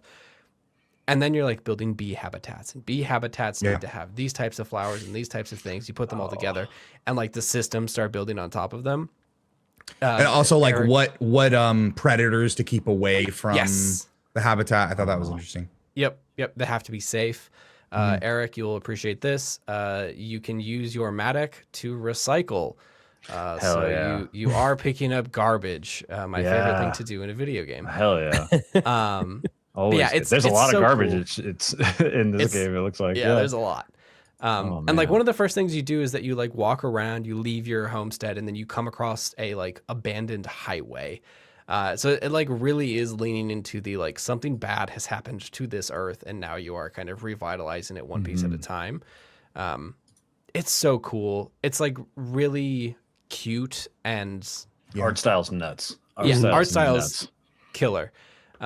But it's the fairy tale part that like really sells me on it. Like I've dipped my toes into these kinds of games every once in a while, and I always end up falling off of them because there's not really a story element that kind of keeps me propelled. Like the romantic like dating part that ends up being in these games is just never enough for me. I don't really want to engage with that stuff. So the actual like interaction with fairy tale characters, and like I'm sure that something horrible is going to happen to the grandmother, and maybe she turns into the crow lady. I don't know, but like it has that kind of that vibe where you're like, oh, it can kind of be anything. Also, you can jump, which seems like a really silly thing to say about these games, but almost no cozy games let you jump. And there's been a couple of times where getting over terrain needed some jumping. In the trailer, it actually shows you using like a glider. Yes, like you get a glider. Crow, which is very cool. Yeah, Phil, you're leaving out maybe one of the most important things about this video game is that it introduces the phrase soil punk. I was going to say that too. Yeah. That describes Phil perfectly. That's me. Yeah, that's Phil. Me. Phil is the soil punk. He's the soil punk. Yeah. So soil punk is very good. Listen, you append anything with punk, and I'm kind of there for it. Soil punk fairy tale, like runs the gamut of Starfield with their NASA punk. Like the amount of heavy lifting that is doing to get me into Starfield, pretty high. But even like other games, I think the game is actually called Solar Punk, but like that sure got me into that one. Yeah, the soil punk is Dusk Punk, right? That was. Oh yeah, yes. How could I forget Dusk? How could you forget Dusk Punk? Dusk Punk. Can I point out something here that I did not notice that I'm just noticing now re-pulling the trailer? So I also got hands on the Regreening. Nice. These are not really my kinds of games, but we had a 30-minute window, so I was like, I'm gonna try the Regreening because I know Phil, you were super excited about it, and I tried something else that I will get into in my list, but. The apron. Well, first thing I wanted to shout out on this one. I didn't want to say it to the dev because I was afraid it would come off like as an insult. But I mean it when I say the static imagery in this game is so beautiful that I almost like. Because I typically don't like when there's no amount of movement in these, where you just have these like static images pop up for your conversations. But it works so well for this game. This kind of like storybook setting that you're kind of getting for it. I loved the static imagery, but I noticed that the apron on the main character, which I didn't notice when I was sitting there, is all of the like ancient print on the apron are all household items. So so to your point, when you're talking about like something happened here on this earth, like there's a spray bottle, there's a clothes hanger. I find that really fascinating. That's interesting. There are also classes, which is like you do a whole like Myers-Briggs at the beginning to like sort you into whatever class you would end up being. And you can kind of get out of it. Interesting. But yeah, there's there's different classes that can happen. That's really cool. I didn't notice that. Yeah, I just noticed right now. That's This is a great catch. game. Yeah. Yeah. So going The back to what UI you were saying elements are about so like cool, there's too. something's going on in this world. Yes, the UI Oh, was yeah. great. Yeah, Oh, yeah. it has the same like storybook. Like you'll see the little recipe cards that pop up for like Yeah, the doing recipe beehive card and everything. Yeah, And they it's have so like good. the beautiful like illuminated manuscript borders. Like it's it's so good. Beautiful game. Beautiful game. Made by Positive Impact Games, a woman-led Great. studio in Hamburg. Yep. So Shout out. fantastic. doing it. That's not my game of the show though. It almost man. was. I mean, based off of the games, like I'm gonna be floored by whatever the fuck this game is, because like all of these games you brought were like so right up your lane. I'm like, what could be better? I'm so excited. I've been explicitly radio silent in the Discord chat about this game, Eric. So I also played another game of Bite Rockers, and it is called Oku. OKU. Oh shit. Holy cow, this game. So basically it's a platformer. You got to jump, you got to sprint. The beautiful art style is in the like watercolor styling of like Japanese painting. You like, there's lotus flowers, you kind of sprint in circles around them to activate them, and then you have like little things that you collect as you go along. That's not the game though. The game is sitting down and writing haikus. Yeah, that's And like So fill coded. It's so like- fill coded. it's so good and it's so smart about how it does the haikus. So it's Mad Lib style haikus. And I guess let's take a step back. It's like 16th century Japan, and you have to go somewhere and do something. You're a traveling monk, and you just have to kind of go on a journey. And along the way, there are gates. I think most of them are like Torii gates, but some of them are just like ritual places that you have to stop and do stuff. And the way you get past them is that you have to stop. You have to push a button on the keyboard that will then allow you to go into first-person view, and you'll observe things in the natural landscape. So you'll hover over sea, you'll hover over mountain, and you'll hover over the crane bird that you see. And those are now words that you have captured. And then you go to the writing aspect, where you have to write a haiku, which is 3 lines of 5 syllables. 353? 353. 575, 575. right? Yes. You 3 played the lines. game. I don't remember. Yes. Yes. It doesn't. You don't actually have to be really good at writing haikus, because what it actually does is this gives you Mad Libs. So you select what each line is going to be, and it has like adjective and verb, noun, like different phrases of language. You drop in the words that you want, and once you complete the haiku, it opens up the gate, and then it stashes those words that you have learned through using them in the haiku. So now in the next haiku that you want to write, you add in the ability to have mountain or sea or crane in them. And as you go along, you'll build up new phrases as well. So you'll have like the actual like pieces that you use that are the Mad Lib style things. You collect more of them, allowing you to make better haikus and like more expressive ones, which is really cool. I love all of that. This is like purely a convention gimmick that I do want to show off because it was the sickest shit of all time. Yeah. So I played this game for about 15 minutes. I wrote 2 haikus. I jumped out of my skin the first time it happened, but they had a dyno label printer hooked up to the computer, and I thought that it was to print out the labels for all of their appointments that they had, because they were like running a ton of appointments and there were labels down when we sat down. But it wasn't. It was hooked up to Oku, and I legit have the 2 haikus that I wrote that they printed out while I was playing the game. Good shit. And it's so smart and it's so cool, and I can only hope that the idea behind printing out the haikus is very similar to something that's like, I think we talked about this during Next Fest, Scriptorium, where every time you would finish a thing in Scriptorium, you would save the image, and then that's just like saved on your computer forever to look at. And I love that so much that like they built this beautiful game that's about telling like wonderful haikus based on the places that you're in, and that you would be able to save them forever by playing this beautiful game and making your own beautiful art is like so my shit. And I love it so much. And it's like such a beautiful idea that I cannot wait for this game to come out. I just need to like vibe out and write some haikus. Also, the platforming's good. Like there's also that, but like the haikus like bowled me over.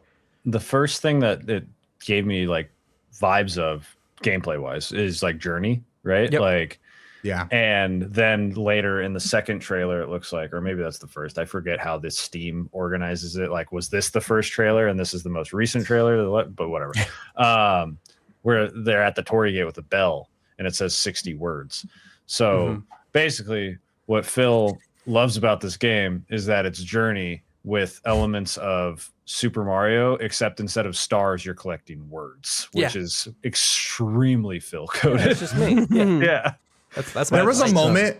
I keep saying this, but there was like a moment where I was watching Phil play it, and we both when you complete the haiku, the way that it like plants the solution or whatever is it kind of like swirls these clouds around and like plants itself into the environment. And me and Phil at the same time like audibly let out a whoa. Like it was just so neat. It was so neat. Really cool. Dude, this is sick. This is very cool. Yeah. Oh man. It's cool.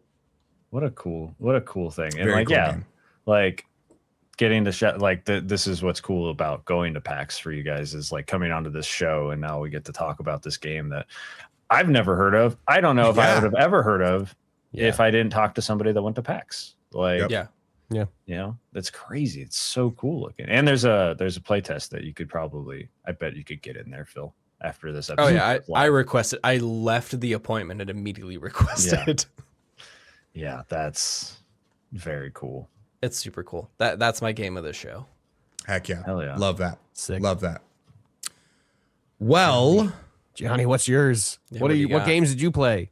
Well, on the note of Bite Rockers, because we did have that was our one appointment, and one of my favorite games from the show floor was there was the overlap, so I played a little bit of Regreening because I know how excited Phil was.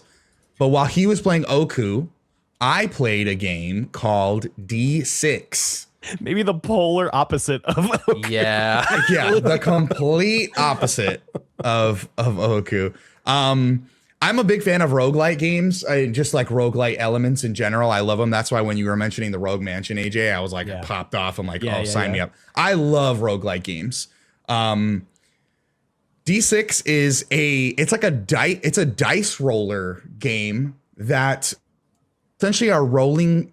In my demo, I was rolling 3, 4, and I think up to 5 dice at a time. I'm sure it gets to more based on the trailer. You're rolling dice onto like a game board essentially, and that game board is it's divided into like different segments, and each segment, when you roll dice into these segments, it'll basically power up an ability to a certain degree based on the number that lands on that segment.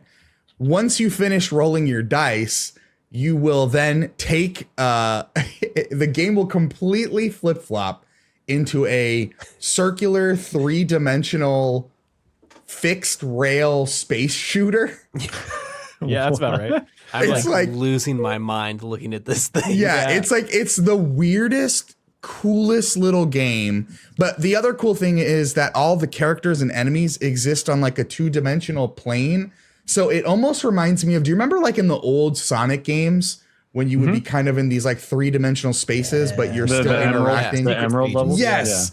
That's exactly what it reminded me of in terms of like that design aesthetic, but you're running on like a 360-degree circular rail. This is insane. And then you fight bosses, and then once you've beat the boss, you go back to the board, you keep rolling, and if you die, you start from the beginning. So it was this really cool, like interesting, super bizarre roguelike game that if I could have, I probably would have played for the entire 30 minutes because I love roguelite elements, and this game was just so weird and quirky and cool looking. Bro, game dev people like this is gonna sound really stupid when I say this out loud, but like the inventing of a completely new game like this Genre. is insane. Yeah. Like obviously they took in the bullet hell and stuff like that, but that dice thing, I'm like, they combined rolling dice and fucking curling and shuffleboard and like all this shit, and I'm like, how do you even make that? Like,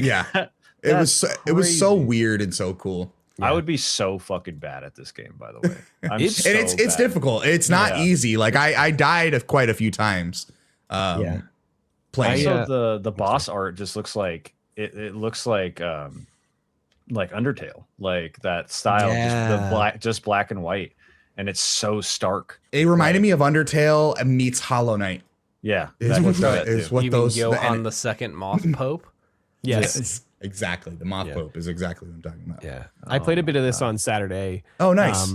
And it's so wild. The first moment, like, because you roll the dice out onto the thing to see like what powers you get. And the first time I had a die land between two of the segments, and you get that die on both of those powers now. Oh, no way. Yeah. It was wild. And then like you can like it's like shuffleboard, it's like curling, like you said, Eric. Like, you can bump dice so that they roll a little bit more to like, maybe you just have to bump it to like roll it to the 6, but like you can also do it to get it between the two. So like you said, Gianni, I had like 5 or 6 dice, but like I had like 8 or 9 spots to fill in because some of the things were doubled on the powers. It's really, really cool. It's a really wild experience for sure. Yeah, it's a wild experience for sure. I was sweating playing this game because it's intense. And it's DEEE 6, like sick. Yeah, it took me a while to get there. Sorry, because I was like, what is it? I typed in D6, a bunch of bullshit came up, and then like I had to go. I was like, okay, it's a Bite Rocker game. Go back to the last game. Go to the publisher page. There it is. But yeah, the game looks insane. Also, I love the freaking like Mac at Night guy that's on the fucking thumbnail for the game. Yeah. Another game I want to shout out. Where do I want to go from here? Is Dreadmoor. Whoa. Dreadmoor, which from anyone who was standing behind me might not think that I would have shouted this one out, but which actually I think both you, AJ, and Phil were there during a portion of my gameplay. So on the note of I filmed all of this, and my forearm is here to tell the tale. Phil's arms are so tired. Poor Phil. We gotta get you a gimbal. Yeah, I was holding the gimbal. We had a gimbal. So on the note of dark, spooky fishing games, I know this will be the second one we talk about on today's pod. There needs to be more. Be more. Yeah, it's so good. This is one of the coolest art styles that I experienced during the entire show floor on PAX, and I think a lot of it is because it reminds me of one of my favorite games from last year. I'm sure you guys have never heard me talk about it. It's a game called South of Midnight. Sorry, not South of Midnight. Sorry, South of Midnight. The Midnight Walk. It reminds me of the Midnight Walk meets Midnight Walk meets South of Midnight. Yeah. It's got such a cool like look and vibe about it. The fishing portion of this game is there's a lot of moving parts. There's a lot going on. Feels very satisfying. That being said, this game like you can interact with like everything in this demo. There's a lot of moving parts to the point where there was a couple puzzles that I was getting a little bit frustrated with because this game's design language is like everything kind of works how you would expect it to. So like when I was trying to dock the boat in this game, I think that was when I started to get that like, oh my God, everybody's watching me fuck up this boat docking situation. But other than that, like the look of everything, the vibe of everything, the characters are really cool and weird looking. Like the main fish merchant with the other mini fish that they're carrying like on their tail or whatever. Weird. Yeah, it was so weird and so cool. It just looks great. It was very fun. There's a really cool lockpicking mini game that I really enjoyed. That some other people were really fumbling with, but I luckily we watched somebody before you got done to play it do the same lockpicking puzzle for like 5 full minutes. Yeah. It was brutal. Yeah, it was pretty brutal. And then we applauded when they got it. This it was exciting. Insane, bro. It looks so good. And it's coming out this year, supposedly. And I will stream this until I beat it. Like, this is so good. Like, they have the lightsaber customization from fucking the Star Wars game, like whatever the Jedi one. And like, but with a fishing rod. That's incredible. That's so sick. Like, it zooms around and does, oh my God, dude. Yeah. Yeah. The vibes are definitely heavy here. So I think it's going to be very like vibes.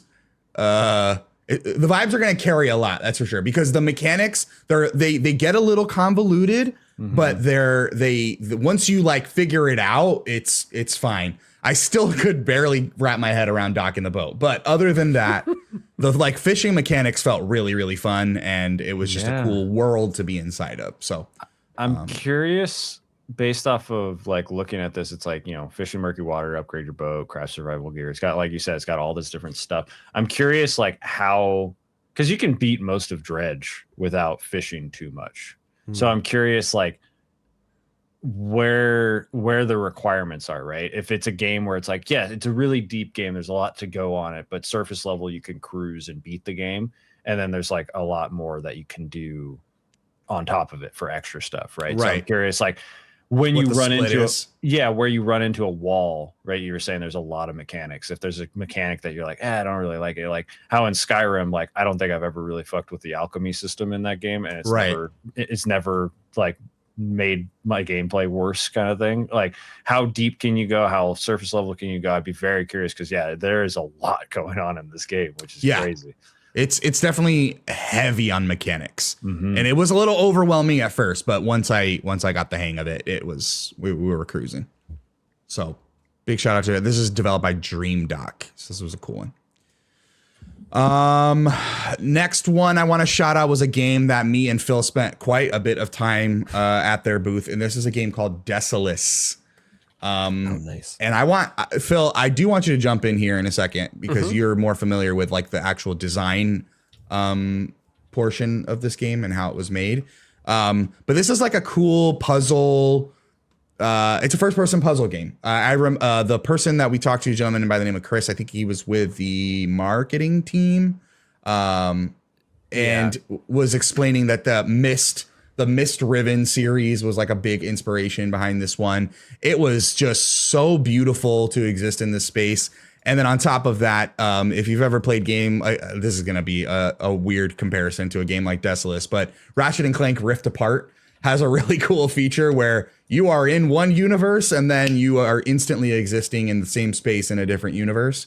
That is exactly how Desolus works. You open up these kind of portals and you can immediately interact with both sides of the same space that look and operate and feel completely differently. Cool. Phil, can you explain real quick? They were explaining like this was made in like a different design platform or something. So allegedly, so the dev, a solo dev, Mark J. Myers, previously worked on Outer Wilds. Yes. And his credits are beyond that also. I don't remember what the other ones were. He designed this game in CAD software, which is not how you make a game. No. Yeah. But it's how you make a game, Phil. Yeah, I mean, it's. I would say it's not the typical path. It's not how many people make a game. But the thing that's like so impressive about it is that like, yes, it's wild that you're able to take like CAD software and then turn it into a video game. But like, when we were talking to the marketing, or I think it was the dev manager there. That's what it was. Yeah. He was talking about how like, oh yeah, like he did it because he wanted to have all this detail in these buildings, and like that is the thing that stands out. Like the Gothic structure of these buildings are so ornamented and like intense that I feel like you could only do it in CAD software. Like you would be spending so much time in like Blender or whatever to like try to make all of these assets, and somehow this weird puzzle game makes more sense as the output of a piece of CAD software than it does like actual game engine stuff. Funny. It's so cool. What a weird story for this video. Yeah, it was just so weird and bizarre, and couple again, the thing to keep in mind for anybody who's listening is the whole point of PAX is a lot of these games are, some of them are in very, very early development. Some of them are, like we've seen, they're like right on the precipice of releasing within a week or two. This is one that has no estimated. I remember they were marketing, the dev manager was saying like, he's like pushing this developer, like, yo, let's get this game out there because it's something really, really special. So I did run into a handful of like kind of like weird, quirky glitches, but nothing that like swayed my gameplay experience. It was just a very cool world to exist in, and I'm excited to see the final product. Also, the music was so good. Yes. Yeah, that was the first takeaway that I had was the music is incredible. Like very, very good. I'm listening to it now. I've been watching these trailers on mute so I could listen, but this is insane. The music, that was the first question I asked when I sat down, was I asked if all the music was original, and they said that they have a team that's they have a composer that's making all the music in-house, and it was incredible. This is absurd. Yeah, very good. Very good. It's a cool looking game. Yeah. Last game before I get to my game of the show. Y'all, I did it. I did it on the final day. I played the House Cat Souls-like. Yes. I was wondering if you were going to I played Kristala. And let me tell you, this game's pretty good. I was kind of, I'm not gonna lie, I was half expecting it to just be some like, you know, doofy knockoff of a Souls game, but combat's pretty good. The voice acting is good. The environments look great. It's not as difficult as most other Souls games that I've played, but I mean, I definitely got to a point like it where these kind of games are always really good at luring you in with a false sense of security, because I was kind of cruising through my first 20 minutes, 10, 15 minutes. And then I got to a point where I just got like immediately overwhelmed, ganked by like a huge crowd. And I was like, okay, like, all right, like we need to exercise a little bit of caution here.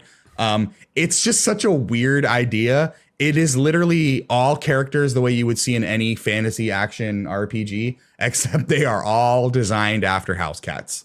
And it's so weird. But the combat was really crunchy and fun.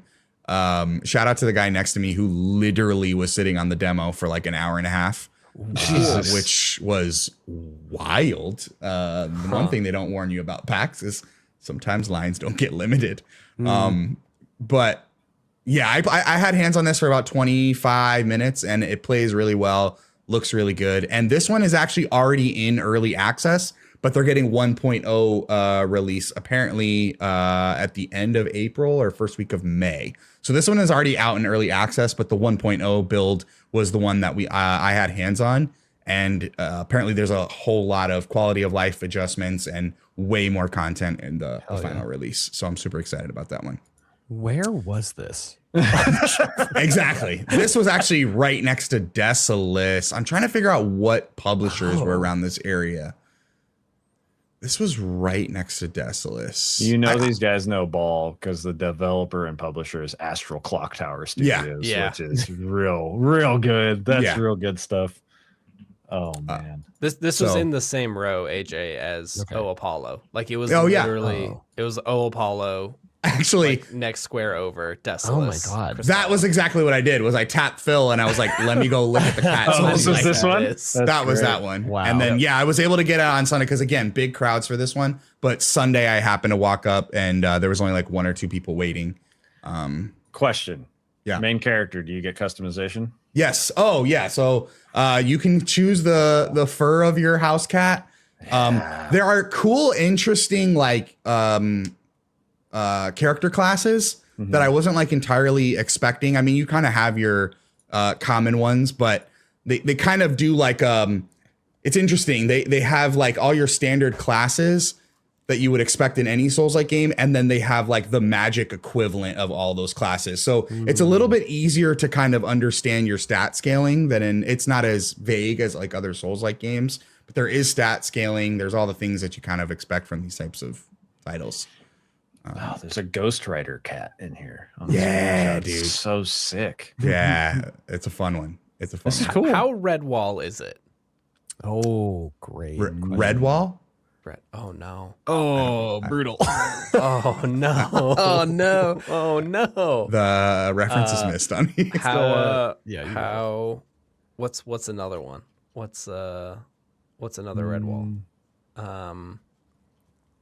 How? I don't even know where to go from here. Whoa. Okay. Yeah, like I know Redwall. I know Redwall. That is very much what it is. The enemies are all mice in the demo that I played, so they're all like versions of mice. Okay. One of the cool things too that they said that they're going to be rolling out in the 1.0 is like updated, like, because there's not a whole lot of like scaling on like your character sizes, but they want like big old chonky cats. They want like because the enemies reflect that too. There's like big old animals, there's small animals, but yes, this is very much Redwall. Sorry, it took me a second to remember Redwall. Jeez. I'm sorry. I had to look it up too. I was like, I know what that is. I know like, but I had to look it up. AJ knows what's up. Yeah, AJ knows well. Last one I'll get to before we get to our awesome TTRPG story, and then we'll close out the pod, is my game of the show. And it is no surprise here. This is a game that I have already talked about in content previously, and it plays every bit as amazing as I hoped it would, and that is Valor Mortis from One More Level. Holy shit, y'all. This game is, me and Phil were standing there and we're like, oh, it's Dishonored meets Dark Souls. This game is Dishonored meets Dark Souls. Like that is like the perfect way to describe this game. The art is incredible. The combat feels great. It's a very forgiving combat system, more so than some other Souls-like games. So it works well in the first person perspective, but this is essentially like I mean, I don't even explain this. It's like a monster movie taking place right during or after the French Revolution. Napoleon is in this thing. Like it's just it's insanity. There's all kinds of crazy zombie monsters and the combat. I can't wax poetic enough about how great the combat feels. Normally I play these games as a little dodgy boy, but the parrying aspects in this game, it feels so satisfying. And they're doing some they're doing some really cool, interesting things with lore. Phil, I know I mentioned a moment in the demo that I don't want to spoil here, and I gotta catch up with you and see if you actually caught it while you were playing. But they're doing some really fun and interesting things with the real world history here that I think is going to be very fun by the end of the game. I was told 12 to 15 hour campaign, so it's going to be a decently beefy campaign size and semi-open world, which is also kind of exciting. Again, looking at like an immersive sim type of older immersive sim style, so not completely open world, but definitely each like level is going to be linear with some nice amounts of optional bosses and backtracking and things like that. There was already one optional boss that me and Phil missed in our time with the game. When the dev brought it up, I was like, I didn't even see that. He goes, oh yeah, it's at the beginning of the level. I'm like, what the hell? He goes, most people miss it. Yeah. Phil, what did you think? I love this game for Napoleonic Wars reasons specifically. I like really like the aesthetic of this game. It seems really cool, and like I want to see what they're doing with Napoleon. I don't think I caught what you're talking about, which is interesting to me. I'll tell you offline. Yeah. Okay. I think like the big standout thing for this game is that it's doing the Metroidvania stuff from like kind of from like Dishonored, but more in my mind to like BioShock, and maybe that's just because you have like hand fire powers at the end of this demo. But they're like clearly saying use these fire powers to get rid of this thing, which is cool.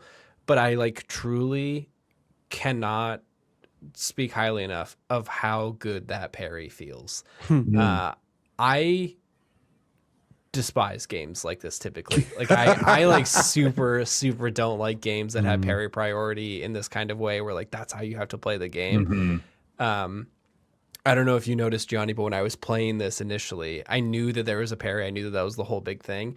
And the first like 6 enemies, I like no damage parried and immediately got the visceral on them. And I'm like, okay, I think I Well, you kept asking me because I was like, Phil, and you were like, I don't know, like, is the combat? I was like, trust me, you're gonna be fine. Like, it's gonna be fine. It felt so you good. Crushed it, dude. It also seems like this is the type of game that's gonna possibly have a difficulty setting, which I would imagine will make, because it seems like it's a story. I feel like it may have at the beginning of the demo. I'm not sure. I don't know, actually. I didn't see anything. But it definitely seems like it could have one. Yes. It's possible. I don't know enough about Ghost Runner, which is the previous games that this dev did. Because Ghost Runner is the one hit kill cyber samurai game, right? Okay. So I don't know what they did for some of that stuff, but I'm hopeful that there is, because when we were there, so we saw it Thursday, Johnny got hands-on on Friday. I like rushed in there to get early in Saturday morning, and Saturday morning, the dev who was there, Michael, was saying that one person had beat the demo's final boss.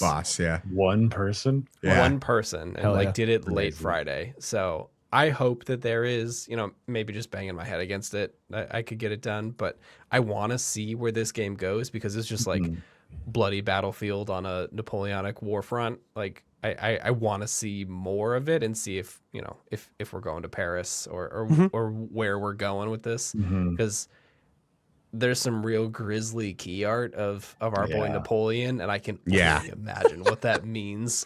Our boy Napoleon? Our boy, dude. Yeah, that's fair. Our boy. That's fair. Yeah, no, Valor Mortis, Jesus. I can't wait for this game. I cannot wait for this game. Game of the show. Easy. But, y'all, we have to talk about Godzilla. I need to hear. We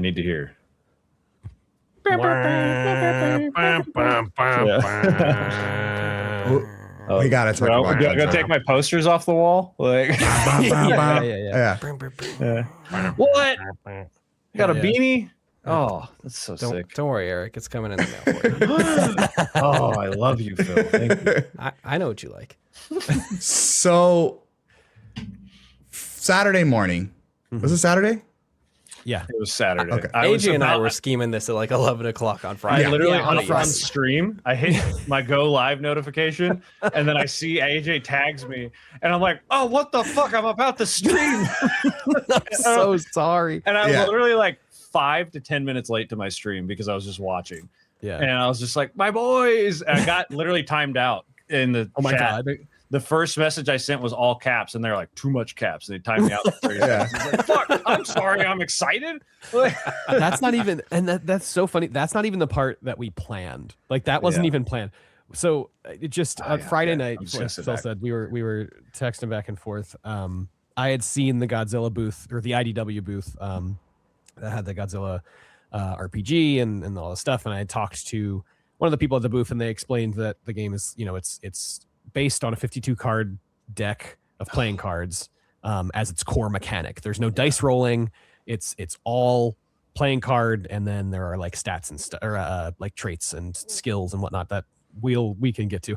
And I was like, dang, that's really interesting. That's really, really interesting. But Brendan and I were making plans to go see Yacht Club talk about the development of Mina the Hollower at 2 o'clock on Saturday. And so I was talking to Brendan. I was like, man, yeah, it really stinks. Like, the only time that we could get in is like 10:15, which I think we had another thing to do like early in the morning, or 1:15, and that would block out Mina the Hollower. And he's like, we don't have to go to the Mina the Hollower thing. I said, okay. So I texted Phil. I was like, quick, sign up for this slot, whatever. Oh, no. Running your own business just rocks, doesn't it? Yes. It was 4 slots, and so it was me, Brendan, and Phil. And I was like, I really doubt that one person is going to sign up by themselves to like fill this 4th slot. So if Gianni decides, he doesn't have to make the commitment now. If he decides that he wants to do it, it's whatever. Because Phil had told me, Gianni, that you had never played an RPG before. Yeah. And so I'm like, yeah, if he wants to come and like hang out, I'm sure that they would let him just like shadow or whatever. It's whatever. So then Saturday comes around. There's so many people on the show floor. Brendan and I get up to the IDW table. There's 2 other guys there who they had messed up their like booking of the table. So it was like double booked, but it was their fault because they did try to take that one spot, but they tried to put 3 people in that one spot, and that's just not how it works. Yeah. And so we're standing there, and then we're figuring it out. Those guys are going to come back later, and then Phil and Gianni roll up. And they're like, hey, would you guys want to stream? We have the table over at Landfest. Do you guys want to stream this playthrough? We're all like, It's like, we got this awesome opportunity. Yeah, like cool opportunity. Like, I guess so. Yeah, whatever. And we start walking away, or we start walking that direction. And Phil and I are like, Gianni, you were like, if you don't have to, if you don't want to, it's like, no pressure, whatever. It's whatever. And then Gianni were like, well, I didn't even sign up for the slot, so I don't even know if I'm actually like allowed to be at the table. I'm like, I don't think we're gonna check, but yeah. So we were actively the show floor when we were walking up to the IDW booth. I was talking with Gianni about what his plan for the next 2 hours was going to be. He's like, oh, I'll like hit up the other like demos and like just go around. Like, you guys have fun. Like, it'll be fine. And then, like immediately jump in like, oh, yeah, I guess like I could do this. Yeah. That's Gianni the floor show right there. So Saturday morning, Phil texts me and he's like, he goes, hey, or was it Friday night? I forget. No, it was Saturday morning. It was Saturday morning. And Phil was like, hey, there's this Godzilla. He's like, hey, there's this Godzilla thing. I know, no pressure. Like, you don't have to. And in my head, I was like, I'm new at this. I don't want to like, it's one thing. Like, I know we've got like a cool, fun project that we're working on behind the scenes, but that's different because I'm working on it like with people I regularly know. And at that time I was not aware that I thought I thought it was just you and Phil. I didn't know Brendan was also going to be on that. So I didn't realize like because Phil was like, oh, there's 3 taken already. You would be the 4th one. And I was like, I just don't want to make a fool in front of myself, like in front of like, these people that made the game. Like, I just don't want to look stupid. I was getting in my feels a little bit. I was like, I don't want to. So I was like, hey, I will roll with you and I'll just like take B-roll. So Phil's like, okay, no problem. So when we walked up, the first thing I heard was I forget her name. Ellen, I think is her name. Yeah. She goes, all right, you guys are my 4. And Phil like looked at me and then looked back, and I don't know who said it, was like, yeah, we're the 4. And then Phil like looked back at me and I was like, we're the 4. Let's go. Let's do it. Oh man.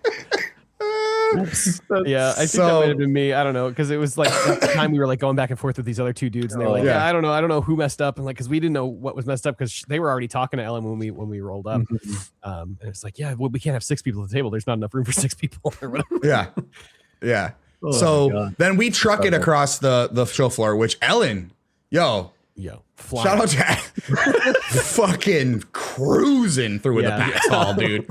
I was like my stubby little Italian sausage legs. I was just kind of like, So we finally make it over there, and we were like right front and center on the stream. We were like right there. It was so cool.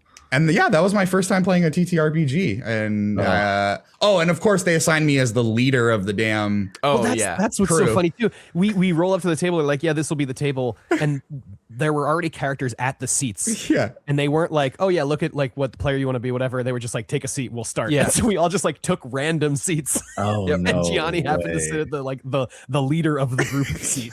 Like his character had like the leadership traits or whatever. I was like, dang it, man. It was like the sergeant of the group or whatever. Incredible. So funny. It was a good time. But hey, AJ got Jackson Jackhammer Jones. I got Jackson Jackhammer Jones, of course. Walked around with a giant jackhammer. And I angry all the whole time. had trouble controlling his rage. I think was like his bad trait or whatever. So I just started jackhammering stuff when I got mad. Yeah, just like jackhammering a table when like decisions weren't being made. Yeah, yeah. Incredible. Yeah. But yeah, it was a fun time. They had to speed us along a little bit there towards the end because I think they were doing other charity streams. But shout out to Landfest because that's a really cool cause that I was unaware of prior to that that thing. And you know, it was kind of nice being thrown into the fire there because now I'm just like way more confident like going like knowing what to expect going into something else. It will never be that much pressure again. It was like not only are you going to play this not only are you going to play this for the first time with you know in this setting that you're not prepared for, but we're also going to live stream it in front of our 7,000+ followers or whatever. But hey, you did a great job. Like, thank you. Like you really did. Like you were playing. You were being a very collaborative storyteller. You know, it was great. Thank you, AJ. I appreciate that. It was a fun time. How was the actual game itself? I'm curious. It's so good, Eric. It was fun. It's really good. I have nothing to compare it to, but I had a really fun time. Yeah. I had a really fun time. The Godzilla is in the fucking heyday, man. Like it's crazy the amount of absolute heat that every time Godzilla's name is attached to something right now is like golden. It's so sick, man. Yeah. I don't want to get too deep into it because we're already 2 hours into this recording. No, don't worry about it. But like it's like I said, it's based on 2 decks of cards. The GM has a deck of cards, and then the players share a deck of cards. So everybody gets 5 cards. That's like instead of rolling dice, you're going to be playing cards to add to your successes or your check. That's kind of basic. Like whenever you're like, oh, here's this type of challenge, it's like a certain whatever your stat is, you add your stat. You can then add an ability, a skill, and up to 3 traits, I think. And each of those gives you a different amount of additions to that. And then once you have that number, you can then play a card from your hand, which will increase that number even further. And then before you can do like collab moves too. Yes, like you can collaborate with other people. You can give them like half of a card from your hand, or you can give them your stat bonus or whatever. And then before it's resolved, you flip a card from the center or from a deck that's in the center of the table. It's just like the remaining cards. Cool. And if it's a black, if it's like black, then you add to your total. If it's red, you subtract from your total. And then that determines whether you're very elegant. I like that. Yeah, that's very cool, and it's a really sick mechanic. The whole game is also action based, so in every scene, everybody gets 1 action, no matter what the scene is. So like we were searching around a room, and like whatever we wanted to do, Brendan was a hacker, and so like Brendan was like, okay, I want to hack into the security system, and that was Brendan's action. He got to do that check. He used his whole action for that turn, and they had to wait for everybody else to do their actions before we all get our actions back. Okay. After everybody uses their action, the GM has a thing called the crisis deck. Where crisis they have their something.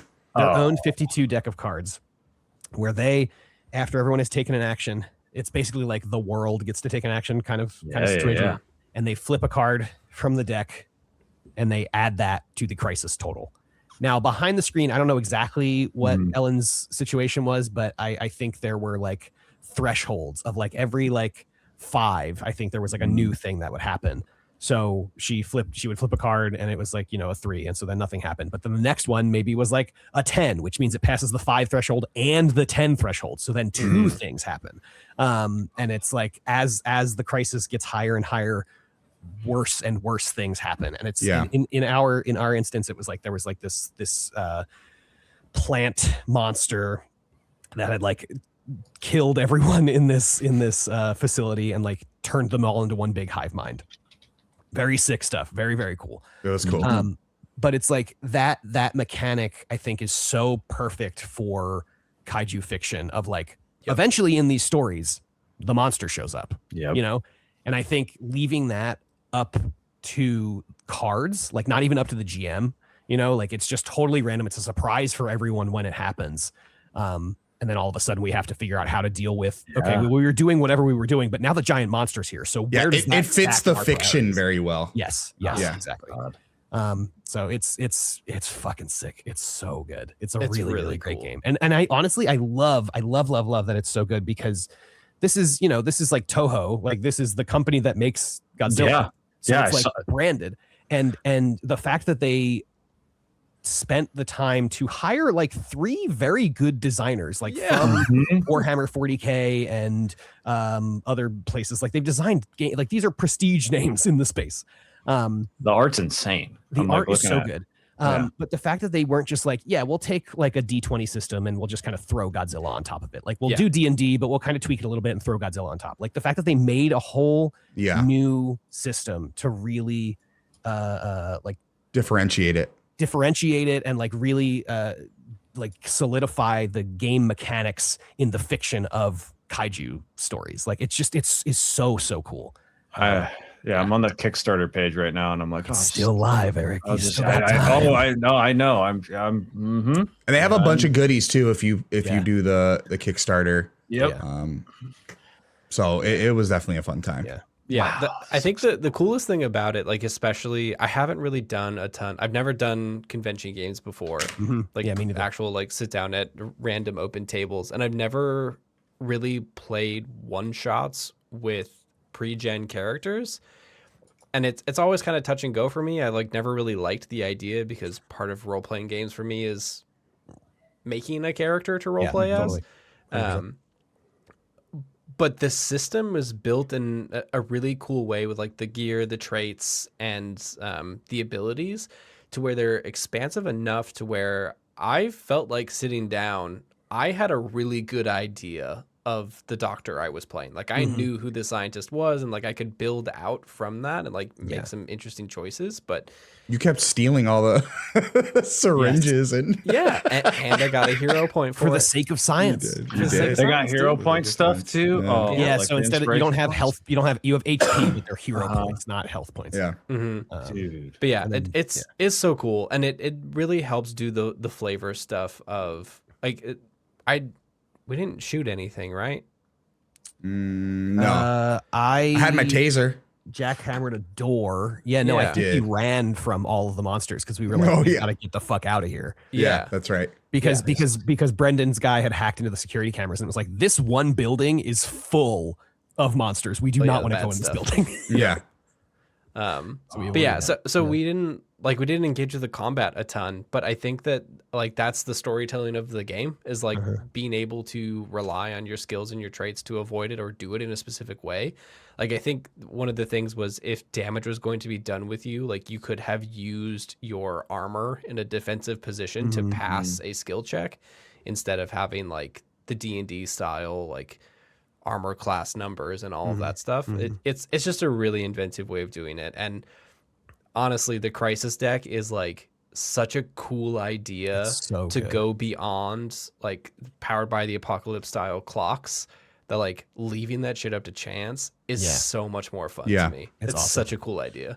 Yeah. Bro, they have so many fucking kaiju in this game. Yes. Yeah. Oh, There's so many. Yeah, it was a good time. And I'm looking at Godzilla, and Godzilla recently, there's I think it's technically called the Southeast Asia Godzilla, who debuted for the 75th anniversary, and which is just crazy. And he's got green dorsal plates and green atomic breath, and this one also does. And I'm like, there's something with the green that looks real fucking cool. And I'm looking at the art of the characters, and I'm assuming I'm seeing the Jackhammer Jackson guy here, because he's got freaking Space Marine. Oh yes, Space Marine Kong armor on. Just jackhammering, dude. And then there's also, if you scroll down, the Beyond Humanity playable origins. You can play as a robot or a mutant, which is just like a mutant kaiju hybrid thing, which is dude. This is and then like on top of it, just it being a deck of cards means all you need is the deck of like 2 deck of cards, which a lot of people will just have. Whether it's my random set of Denver Broncos cards or my like collectible whatever, like I can use those too, and then that's it, kind of thing. Like it's it's sick. Oh my god, there's kaiju versus kaiju stuff too. Yeah, you can choose to play as a kaiju. Yeah. Oh my god, guys, it's super cool. It's like a really cool system. Yeah, it's sick. And the art is absurd too. Yeah. That was a fun time. definitely a fun time. Shout out to IDW Publishing, IDW Games, Landfest.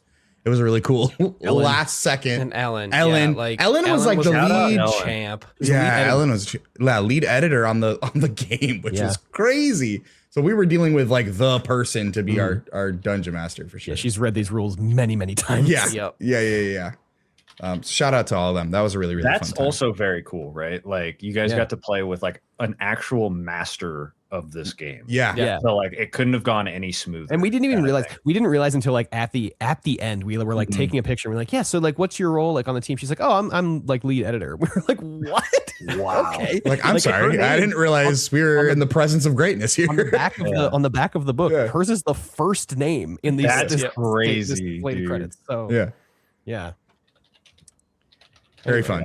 Very fun. Good shit. Well, in those that little project that we were talking about in the background, Phil, might have to fit in some stuff with this one as well. So we can see what we can do. We'll see what we can do. Because your boy's gonna be pledging like $40, right?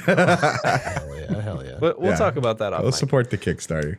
It's only got 38 hours, so I think it'll be done by the time this episode comes out. They have heavily surpassed their goal, so I think they'll be all right. Oh my god, yeah, I think they'll be all right, but I won't be if I don't get this stuff. Fair.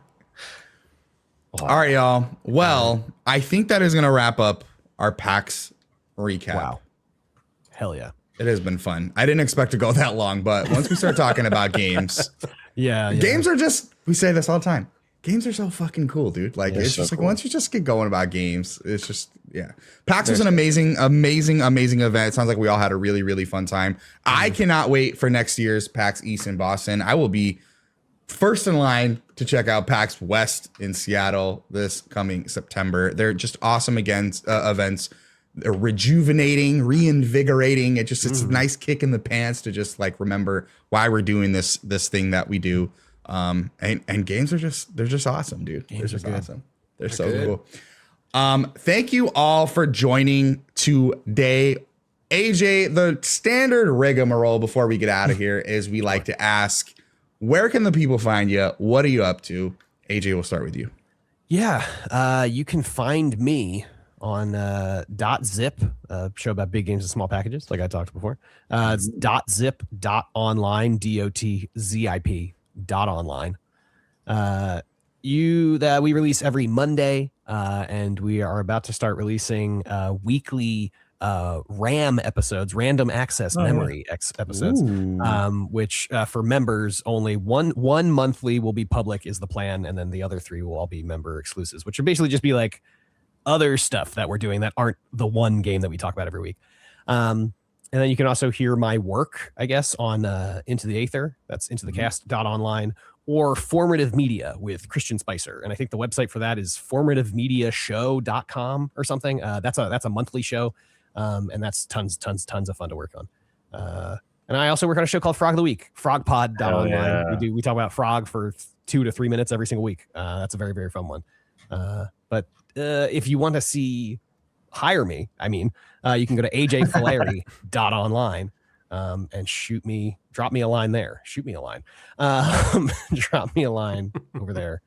We can work together. It's late. I gotta go to bed. Well, everyone's tired. Everyone's tired. I think that's all the places. We had a long weekend. Everyone's exhausted. Seriously. Yeah. Well, I appreciate AJ. Thank you for joining the show today. It means a lot. First, I'm sure of many more appearances. We'll love to have you on the show again. Yeah, I would love to much appreciated. Hell yeah. Phil, Mr. 70% Complete. Where can the people find you? What are you working on? You can find me at 70percentcomplete.com. I will have some PAX recaps coming out pretty soon. I've also been getting in my feelings and being a bit poetic on Point to Point lately about my PAX experience. So go check those out. And then we got some projects that we're working on. But if you want a up to the moment look at some of the stuff I'm working on, please join the Discord at cody.pika.page. I have been dropping teases for my next video that in the earlier show I was talking about the clicky clackies that are going on in my head. There's a time lapse happening as we speak. That will be in the video. So go join the Discord, check that out, and see all these other fun creators doing cool stuff. Oh yeah, AJ's in the Discord.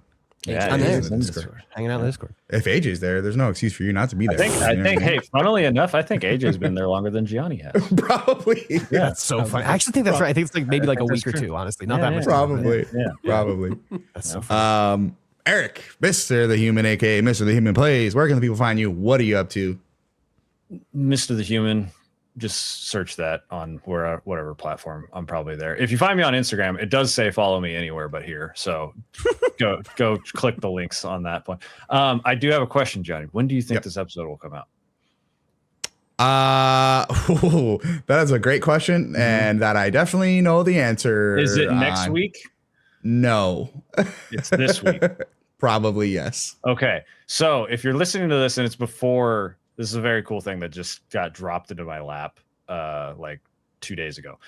If you're listening to this before April 4th, I'll be at the Santa Anita Derby watching actual horse racing. Hell fucking yeah, dude. And so if you're there for whatever reason and you see a very tall man with a bun wearing a shirt that says I'm here for the horse, or here for the horse girls, which plug my merch, which I'm wearing right now. It says be a good human. That's my biggest thing right now is I have merch. It's all like there's some inspired stuff by Uma Musume, but a lot of it is be a good human merch. There's some corner of the internet merch out there too. It's just Mr. the Human shop.fourthwall.com. Go check that out, or just it's probably in the show notes somewhere. Mine's in the mail. Mine is in the mail. It's in the mail. Yeah, it's good stuff. I am addicted to ordering my own samples, so I'm checking all of the stuff, and it looks good. But yeah, otherwise, just come find me, come hang out. Go to the Discord. That's the thing that always makes me the happiest, is seeing more and more people on there. We got a couple people rocking the Cody badge now that are not just us and our family. So that's always good to see. It's starting to spread throughout the internet. So thank you everyone for the support, and it's been very cool. Johnny, what about you? Tell us. Yes, I am Gianni DiCrosta. You can find me on Twitch. You can find me on YouTube. You can find me on TikTok. You can find me on Threads. You can find me on Blue Sky. You can find me on Instagram. Anywhere you're at, I'm there as well. I'm the only Gianni on the internet. Look me up. I'm guaranteed to be there. But when this is dropping, because we're dropping this episode a little bit earlier than normal, I will be in Tokyo, Japan. So I will not be doing anything for the next week or so. But when I return from Tokyo, Japan, we will be starting for the very first time on Twitch Nier Automata. And I am so excited to start it. So be sure to check that out here in the coming weeks. But you know where I'll be posting that schedule is on the Discord. So make sure you go join the Discord. That's where all these fun creators post what they're working on, what they're doing next, and give you teases for all the cool content that you're looking forward to. Otherwise, homies, it has been an awesome time discussing PAX. I can't wait for next year. I got dinner to eat. Your boys got the rumblies and the tumblies. I'm ready to get some food to me. So till next time, it has been an honor. It has been a privilege, and I shall see y'all on the next one. Peace. Bye. Peace.